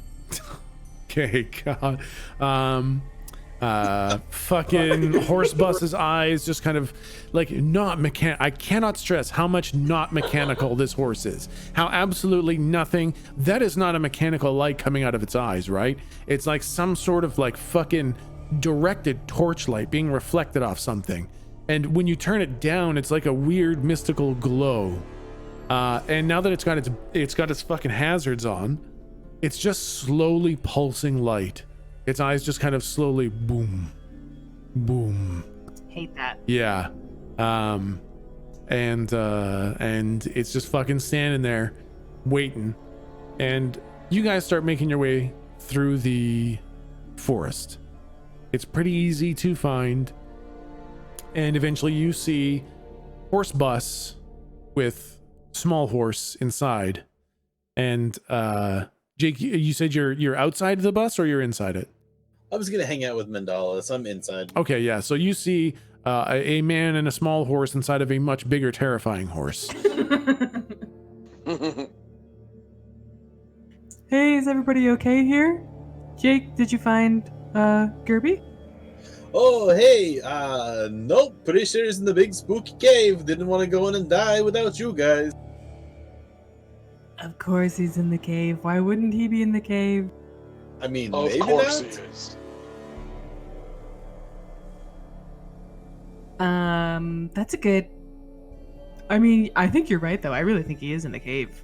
I mean, is He's there going to any... be in the do you see cave, any and whatever scraps of attack the Gerby? hippogriff is going to be inside the cave. Oh, I didn't even think about that. That's Come the on, worst. is it your first fantasy game?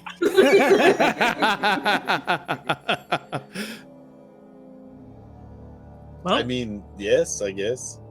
I'm going to put money on it. The thing that fucked up the hippogriff was a owl bear. Putting money on it. Wait, did you like murder some happy horse flying bird thing? Oh yeah, that's dead. I'll bring it. I'll revive it if we need. But yeah, no, it definitely did die. Through our action. I mean, we did murder Yep. it. I don't want to be. We murdered. Slump killed it. Slump ripped its wings in half. God. Yeah, it was gross. That did It was happen. gross. It really struggled. It didn't want to go. Oh my god. Fought a lot, made horrible sounds. It was pretty bad. Oh my god.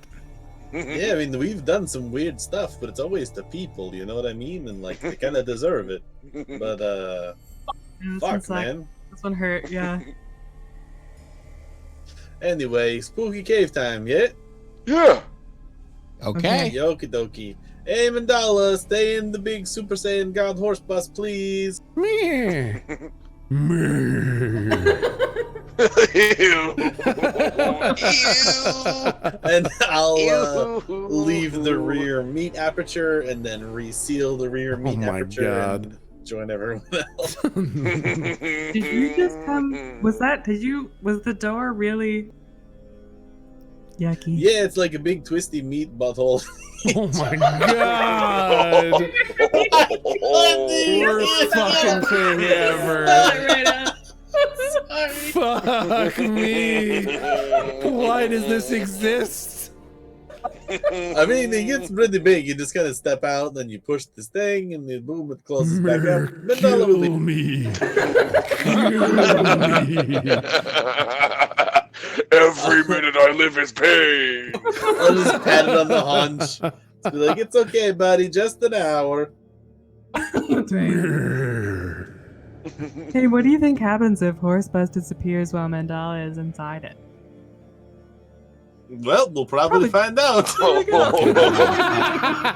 not going to get my deposit back, are I? Yeah, hey, Golden, how much is a pony? A lot more than 2 gold. Well, whoopsie poopsie, if I let it out, wolves are gonna eat it or some shit. I don't know. Oh, do I know what a wolf is? Probably not. Probably Coyote? not. I know, this is What do we Coyote, have? yeah, sure. Coyote or fox. Big. Coyotes will eat it or something. I don't know. Space hover vermin. You know, the things Oh, that shit. we know about. Okay, cave time. Look at that. If before we go in, does it look? Can we tell anything about it? Are there like discarded feathers outside or anything like that? You guys are on a new map now. And what you see is a very large opening to the entryway of this cave. And I guess I can show you a little bit more. As you what did my look, headlamp turn into? Sorry. your headlamp turned into a gem embedded in your forehead. Dang. Neat. Function as of which undetermined yet. That light up. What? That rock in your head, does that light up? I guess I'm gonna feel around in my face and just now realize that I have a rock in my...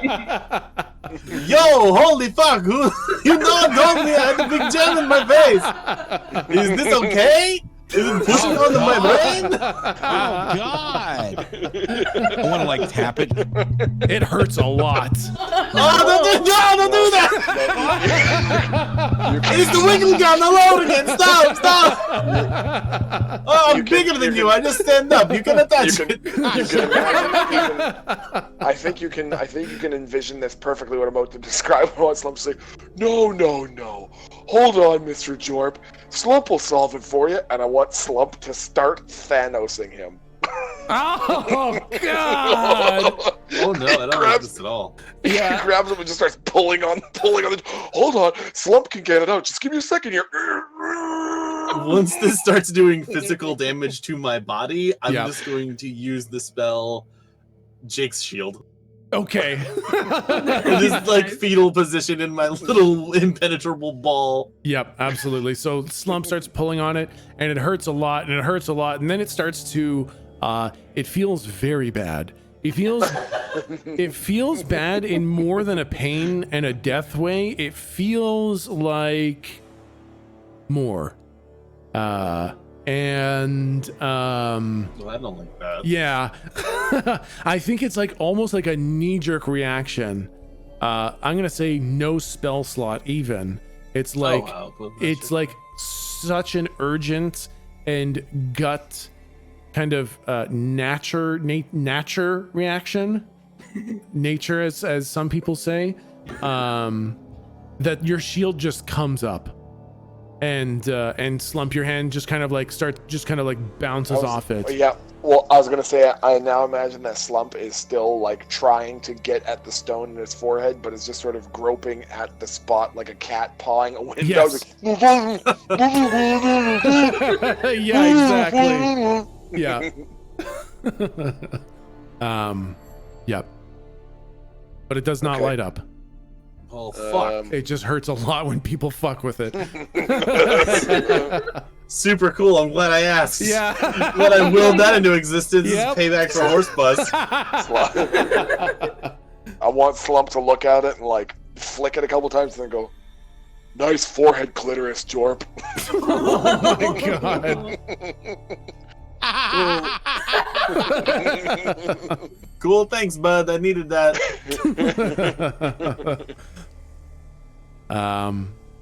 Okay. As you guys are looking into this large cave, it is very dark in there. Yeah, you do need some source of light. Okay, don't worry. I got this. I would like to no question. Yep. This is listed as a cantrip. I know it's a cantrip. Do cantrips exist in this homebrew universe? Yes. I took a couple cantrips and I had them cost 0 spell slots. Okay. In that case, I want to. All right, Jake, hold on a second. Let me rub your. I'm not going to say it, but let me rub your gem. And I want to put. I want to touch your gem very lightly, and I'm going to cast light. Suddenly, your gem does make light. That's nice. And whoa, neat. Yeah, it's legitimately like your fucking headlamp all over again. When you look into the cave, you see exactly what happened to Gerby. What do you mean? No, what do you mean? I smile so hard. You see a bunch of shiny gems all up inside there. And a bunch of kobold tracks fucking picking them up and going further in. Oh, Gerby. Oh, I see what you tried to do.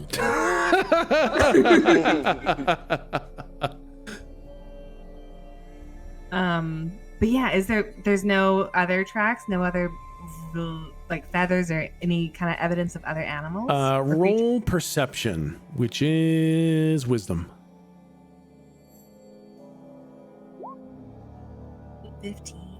15. Okay.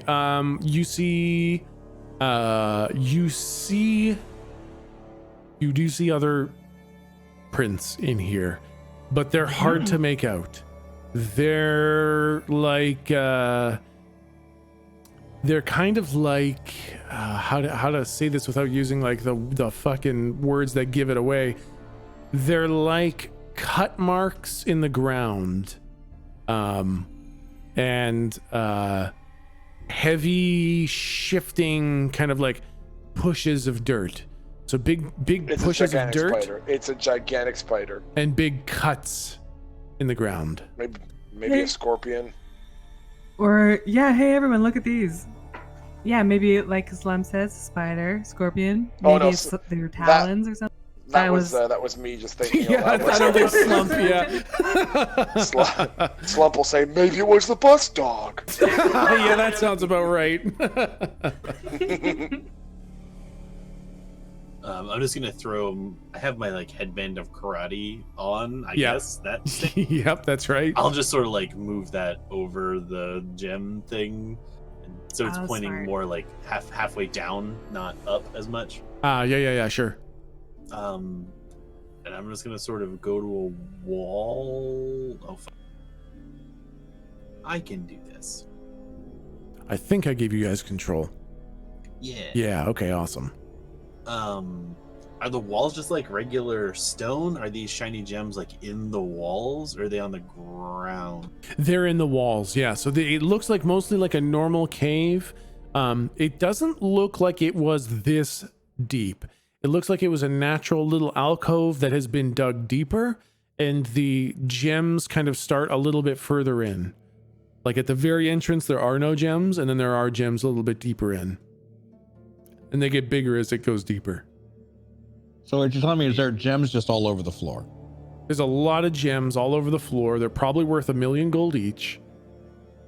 Yeah, you bet you think I'm gonna pick up. You think I'm not gonna pick up a few gems? I'm gonna pick up. I'm gonna pick up a handful of them. I ain't gonna be greedy. Yeah. So these are not laying on the ground. I have to recoup what will eventually be the horse payment that we're gonna have to fucking pay back. Okay, I'm picking up goddamn gems. Yeah. So they're not just lying on the ground. They're embedded in the walls. And when you go to like dig one out, like you go to pull one out, and it doesn't just pop out of the wall.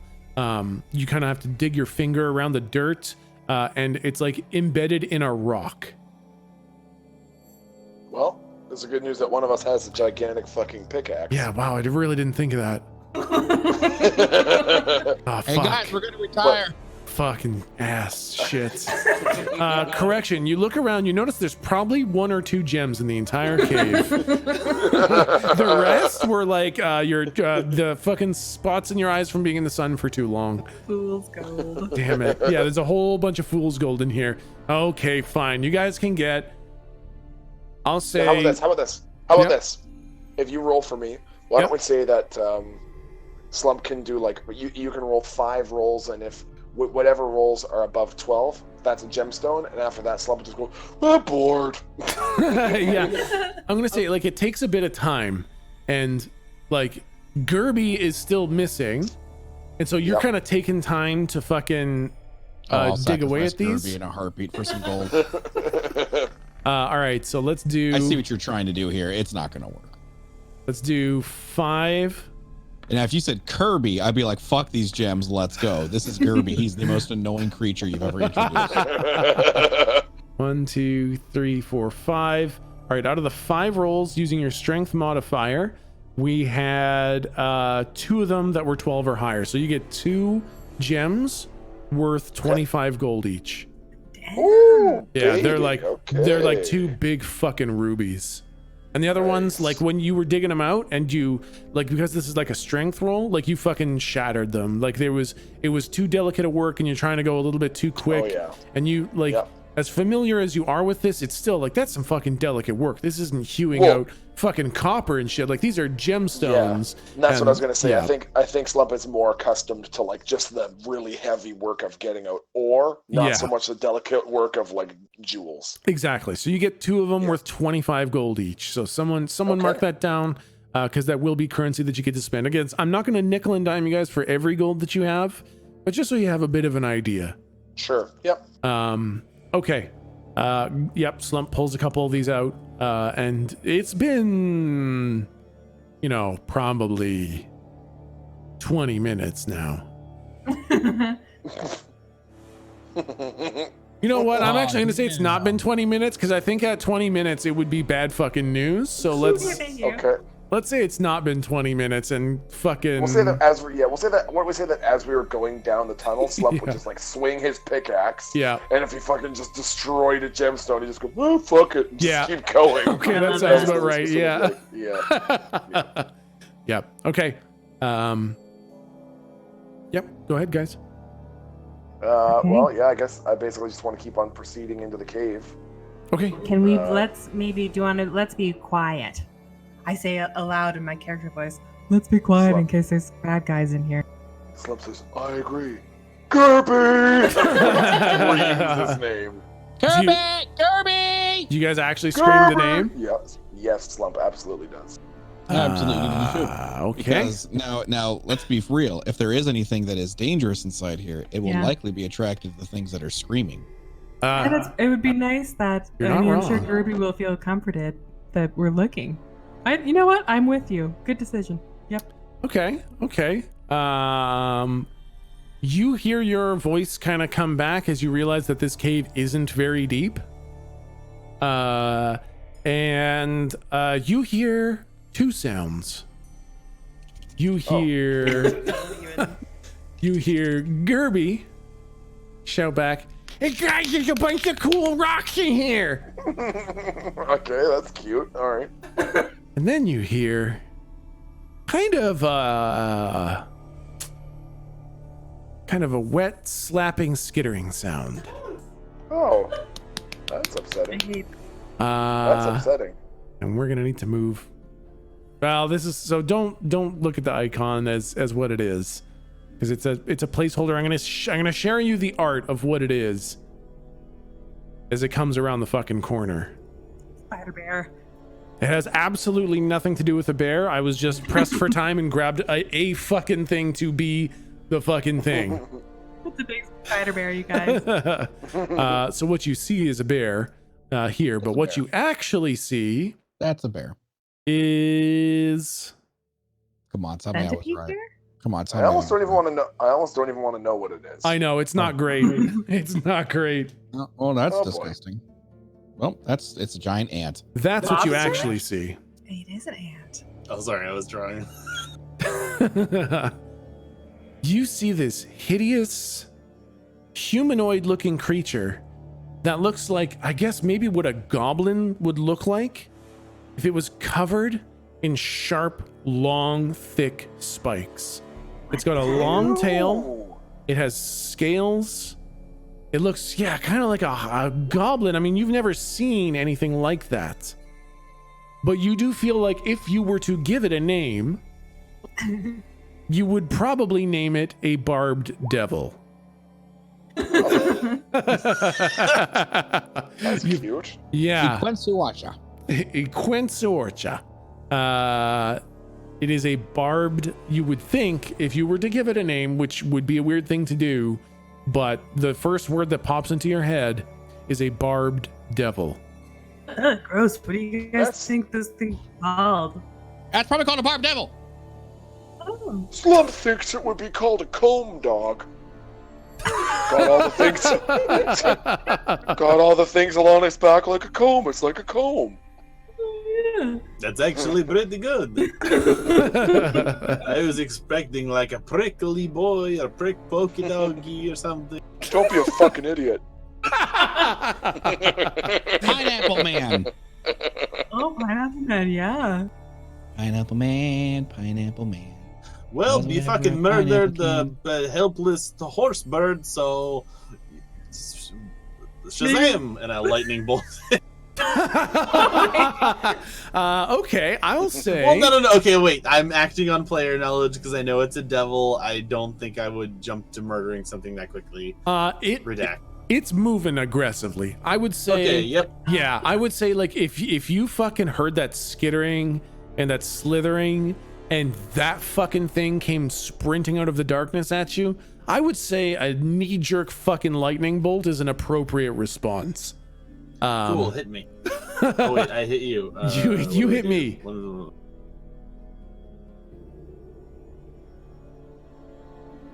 Oh, that definitely hits. Do you want me to use the flat damage, or do you want me to roll? Either one you want. It's dealer's choice. It's so that if you want to roll, you can roll, and if you want to use if you just want to do fucking number, you can do number. And I guess we're in fucking combat now. So where is that? It's this one. 86 is so much damage. Nice. Yeah, that's a pretty fucking good roll too. Yeah, here we go. Yeah. This ain't a baby fight. That last thing you fought looked damaged. This thing is healthy and fucking angry. After the hit? Oh, I'm just saying when you fucking saw this thing. Oh, I just got really scared, that's all. So wait, what did you just roll? It's health? Oh my god, fucking 8d6 for your fucking lightning bolt? Yeah, boy. That's a lot of fucking sixes. Yeah. Yeah, that was a very lucky roll. So it ran around the corner. It's like, rah! And then it got blasted. It's like, yeah! So this fucking unholy explosion of fucking lightning comes out of Jake and rips through this barbed devil. It makes so much fucking lightning that it starts to like one of those fucking electrical prongs. It starts making static between its spikes, and it looks fucking heavily fried after 4 fucking natural 6s on an 8d6 roll. 35 fucking damage. Okay, I have to fucking Yikers! Holy fucking shit. Wow. I thought this was Heads up, I can only do that like twice more, maybe 3, and then I'm fucking tapped, dudes. Holy fuck, I was not expecting that much damage that quickly. This is gonna be a shorter fight than I thought. Yes. We can narratively redact the D6. So it was 5 natural 6s. Oh yeah, look at that. This is okay. Nope, it's this one. There it is. Perfect. Let's roll some fucking initiative now that this thing has had a mighty blow dealt to it. Dexterity, right? Plus dexterity, that's right. There it is.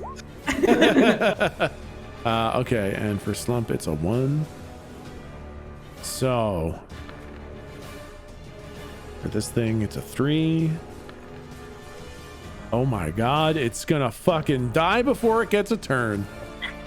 So first in the order is is fucking Slump. Then it's Galdrick, Barb Devil, Blue, Barb Devil, Jake. Okay, Slump, it's your fucking turn. This thing that looks like a spiked goblin just starts running at you, and it got stopped in its track from a horrifying Zeus bolt of fucking lightning. Yep. Do I have any abilities that I can cast? I don't let's see. So I have your sheet here. Okay. You don't have any like ranged abilities, but what you can do, except for javelins. Except for javelins, yeah. You can rage, which makes you deal +2 on your attacks, and you take half damage from physical attacks. You can use reckless attack, which just causes you to gain advantage on your next attack, but also enemies have a advantage on their attacks against you. You can just regenerate 1d12 health. Or wait, no, sorry. You can reduce the damage you take by 1d12. Or you can just fucking grab it and deal your strength as damage and gain that back as health. So basically, you can deal a bit more damage, gain advantage on your roll, or kind of make yourself tougher.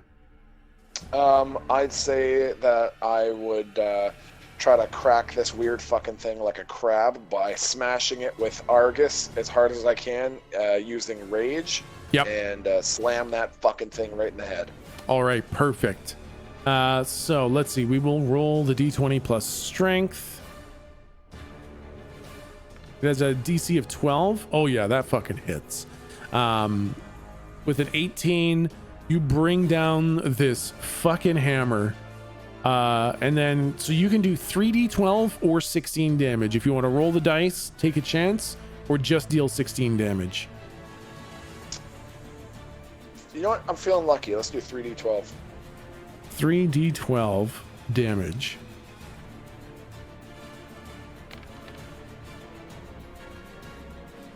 Yep, it worked out in your favor. 20 fucking damage. Okay. As that's, oh my god, you guys have dealt 55 damage in 2 turns. Holy fuck. I picked one with a big health pool, and this is fucking trivializing the combat. He's beat as a god. I mean, not these bodies, but we were saving all of our shitty rolls for now. That's all that was happening. Yeah, exactly. Holy fucking shit. Okay, so Slump, you get a huge fucking hit. How do you hit this thing? Like, give me a bit of flavor on how it's a good fucking meaty connection. Yeah, absolutely. So imagine if you would think about like the dwarven lords of, like, you know, the Lord of the Rings, or like World of Warcraft in Ironforge. If you think about a dwarf with a flat square hammer, holding his hammer up and driving it down as hard as he can, try to shape some particularly hardened ore. That's basically what Slump is going to do, but he's going to run towards the thing as it's running towards him, and he's going to, like, at the last second, jump.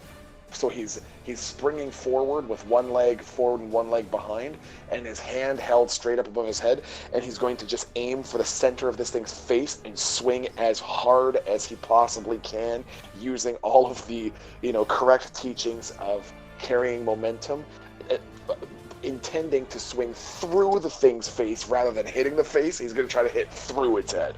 Yeah, this thing, it was very stunned by the lightning blast, but quickly kind of regained its composure and began closing the distance. And fucking Slump, just like a fucking athlete's like, hoof, hoof, hoof, fucking takes off in the air, drives this hammer down straight into this thing's face, and you hear cracking as something breaks inside of this thing's face. Ew. Galdrick, it is your turn. Okay, so question about this combat. Yes. So my initial thing I would want to do would be to cast Hunter's Mark on this, but that's a bonus action. Do bonus actions exist in this universe? We're kind of playing fast and loose with that. I think we can go ahead. You can cast Hunter's Mark and do something else. I think that's a small enough. It's going to be case by case basis. In this case, I think we can count Hunter's Mark as a bonus action. Okay. In that case, I will cast. I'll cast Hunter's Mark as I'm kind of running towards this thing. Yep. And I will draw my glaive to give it a good old fashioned smacky smacky. All right. Hunter's Mark. Refresh me. I do extra damage on my attacks perfect on that target. Yeah. That's it. Roll to hit. That does hit. It's got a DC 12, so you fucking make a connection with your fucking glaive and throw me some damage. I'm gonna see if I can do like a full-on thing actually. So it's a 2d6, it's a 2d10 plus a 1d6, or is it 2d6 for the Hunter's Mark? For Hunter's Mark? It's a 1d6, okay. Yeah, that makes sense at this level. You fucking dumping smite into that too? You know I am. I fucking knew it, man. I fucking... Dude, I played a paladin for a long time. As soon as you get the chance, you're fucking dumping smite into that shit. God. Oh my fuck. Okay, so make sure to burn the appropriate spell slots. Yep, Holy shit. got 2 remaining. Give me a bit of flavor for this. Give me a bit of flavor. This is a good fucking hit. It's a hunter's mark. It's a solid connection with the glaive, and there's a bit of fucking holy juice in there. What does this look like? Okay, so running towards the guy. There's no anything for the hunter's mark really. So I would say as I'm running towards it, I just kind of focus on it. This isn't WoW where I have an arrow pointing over. Yeah. Yeah, totally. I just kind of mentally keen in on striking this thing. Yep. And as I draw out the glaive, and as I'll like drag it across the ground as I'm like doing like an upward strike. Yeah. If you will. And once it makes the connection for at like half a second, my wings flare out when I use the smite as well. Oh, fuck yeah. And then they immediately retract like once I hit it. Oh, fuck, that's good. Oh, man. Give me that paladin fucking flavor. This is, yeah, like you guys have seen Galdrick fight before, but this is very much almost seems like Galdrick's element. And he kind of runs eyes narrow fucking anime style as he focuses in on this thing. The glaive drags across the ground, comes up, and there's a flash of light as the glaive makes a disgusting cutting connection with the barbed devil, and the wings explode out for that brief moment as the connection is made and the light flashes, and this thing takes some juicy fucking damage. Lou, it's your turn. Oh man. How does the barbed devil look? Fucking bad. Bad. Pretty fucking bad. It could take approximately 1 or maybe 2 more of those. Okay, great.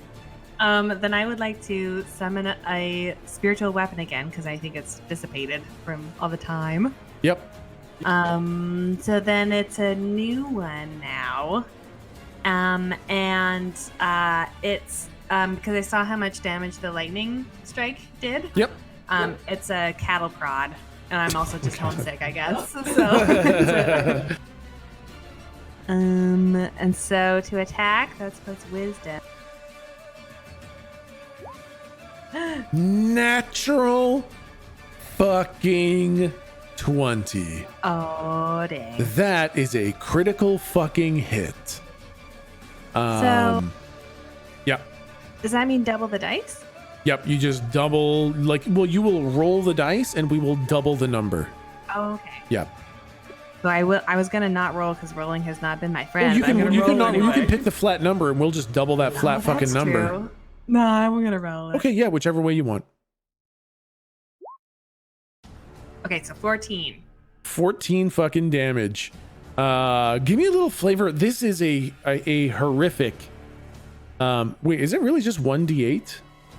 2d8 for an attack? Oh, it's 2d8. Yeah, that's right. Yeah. Okay. Okay, Yeah. awesome. Okay, so 14 damage. So that's, yeah, this thing's on its last fucking legs. Give me a bit of flavor for how this fucking cattle prod does an insane fucking amount of damage to this barbed devil. I think that it connects at a vulnerable spot, like right in the armpit. And then the electricity kind of loops around as it jumps between the spikes as it's taking effect. So it's not just the hit in the armpit, but it kind of travels all over its body. Yeah, I think that's exactly what happened. Like, this thing has been beat so bad.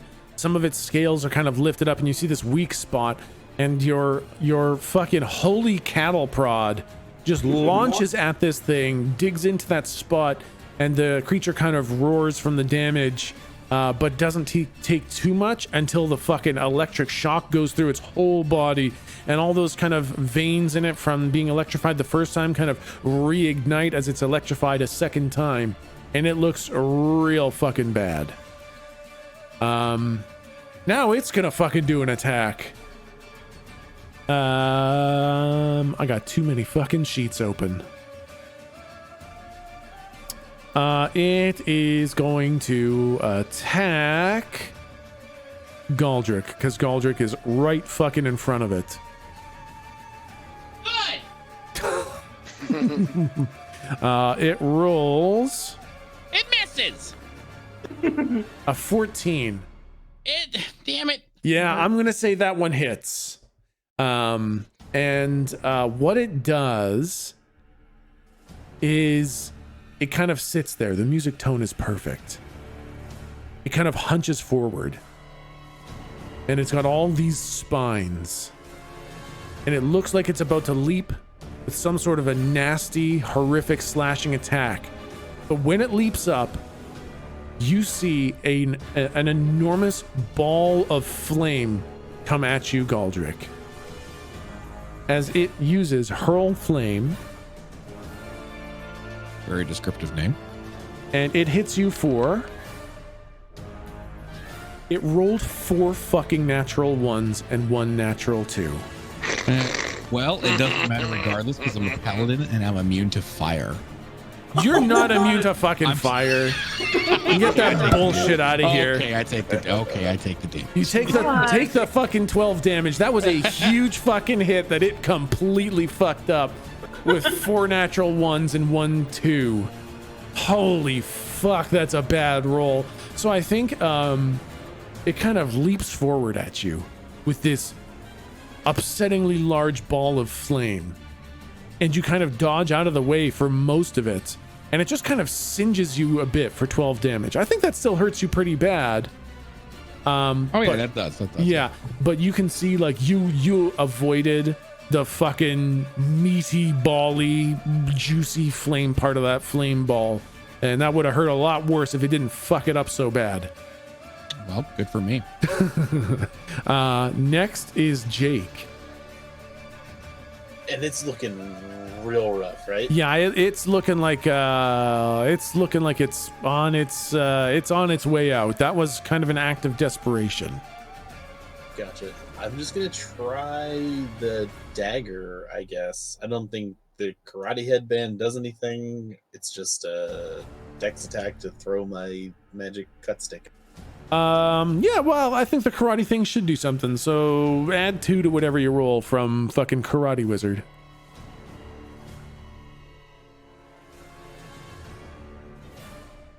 Oh boy, it's strength. Okay. And it's a DC 12 to hit. Oh yeah. Abso-fucking-lutely. This fucking hits. Do some damage. Yeah. Okay, so it was on its last legs, but I guess not. When you guys are throwing out fucking 20s and 30s of damage, it was on its last legs. I don't think a 4 quite fucking does it. Well, you all hear Jake go, yeah! And I can throw the dagger. It zips between Galdrick and Slug and just kind of like weakly baps off of it, like not even the sharp end doesn't stick. Yeah. And then it like careens back into my hand, and I'm like, oh fuck! And I'm just loving how initially Jake was like, unlimited power! And then he throws a dagger. Fucking I think that's exactly. It hits fucking Blunt's side. It's like punk, and like it winces one eye as the fucking dagger bounces off it. Slump. Hey, they can't all be winners. Slump. You're always going to be a winner, Yake. Oh, thanks, man. Slump, it is your turn. Okay. Oh, okay. I got a kind of a gross idea. Oh God.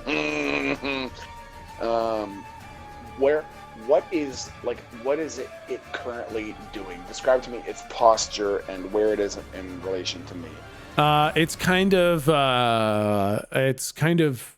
outstretched a bit. It just finished doing a big flame attack, and then it's kind of its open chest, kind of got a dull dagger plunked against it. So it's kind of standing up tall, like it's about ready to thrash in an attack of desperation. Okay. I'm trying to think of. Okay, yep. I have the direct comparison. The movie 300, when the dude shows up not Xerxes, but the guy that comes before him, his messenger, shows up and he has the whip, and he's about to whip one of the guys, and the Spartan leaps through the air with his sword, swings it with both hands, and cuts off the guy's hand. Yeah.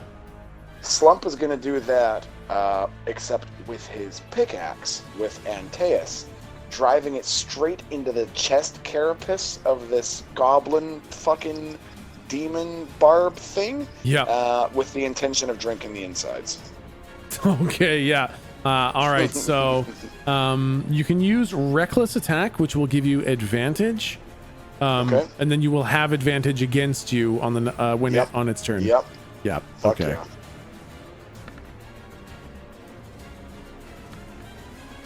Yep. Definitely fucking hits. And then, like, I don't think there's any way you could roll low enough damage to not kill this thing. So I think you deal the fucking damage and just kind of describe to me how you end this barbed devil. This is absolutely the lethal blow.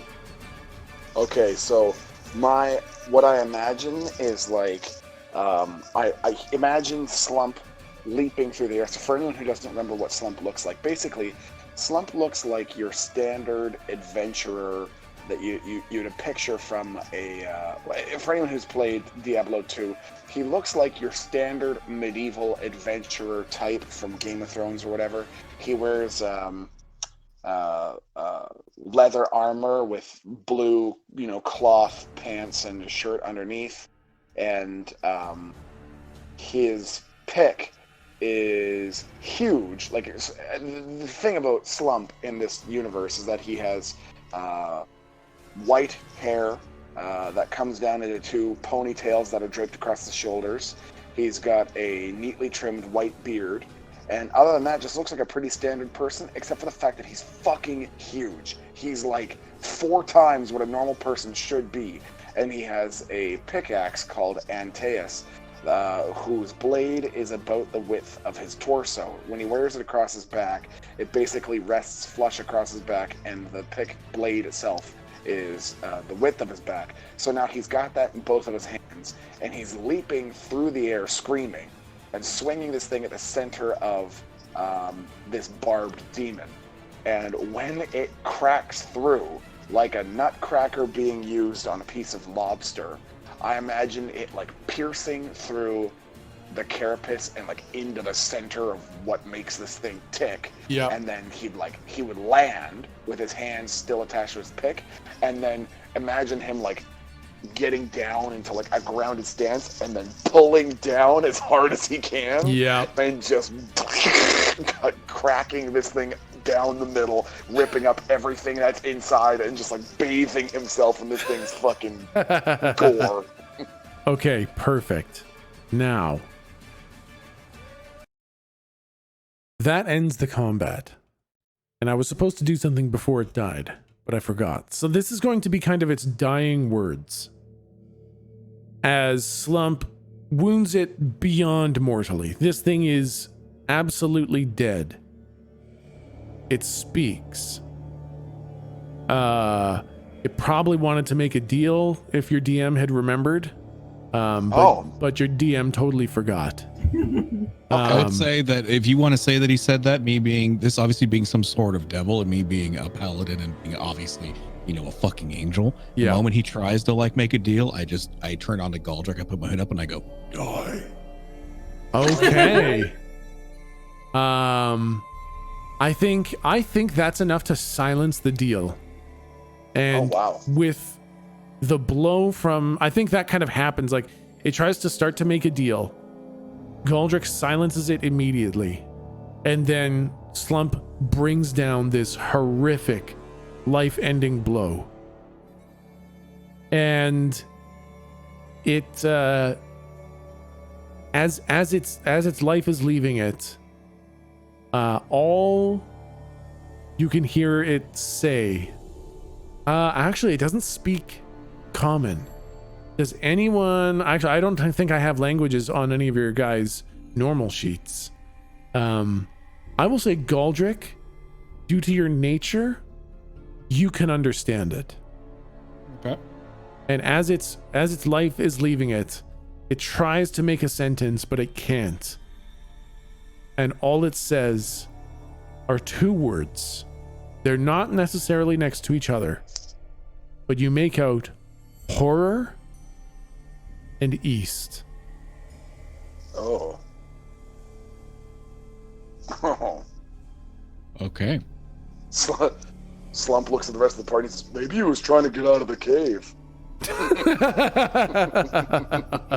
Maybe we shouldn't have done that. And it's 10 o'clock. What the fuck? All right. Man. Well, shit. The hell? What the hell just happened? Which direction did the dragon come from? It was going east to west, right? It was going... I think it was actually flying to the east, if I remember. Let me bring up my fucking map. Files, maps. I've got a very shitty map of this. It was actually flying south, sorry. Oh, that's right, because we had the sideways compass, I forgot. Yeah. The map looks like a fucking Pokeball. If you if you were able to see my map, which you can't. Kaylee can. Sorry, I cheated. It's a Pokeball. Yeah, so the dragon was flying south. You were on the east side of this province. And you're kind of in the eastern forest. And this thing said horror and east. And you know what? Actually, I'm going to give you a little bit more information just because the story, it's going to be kind of hard to tell. Unless I give you some of these details. It was fleeing from the east. The Barb Demon was. Yeah. Barb Devil. The Barb Devil. It was fleeing from the east, and that hippogriff that crashed on the ground crashed coming out of the east as well. What the fuck? Okay.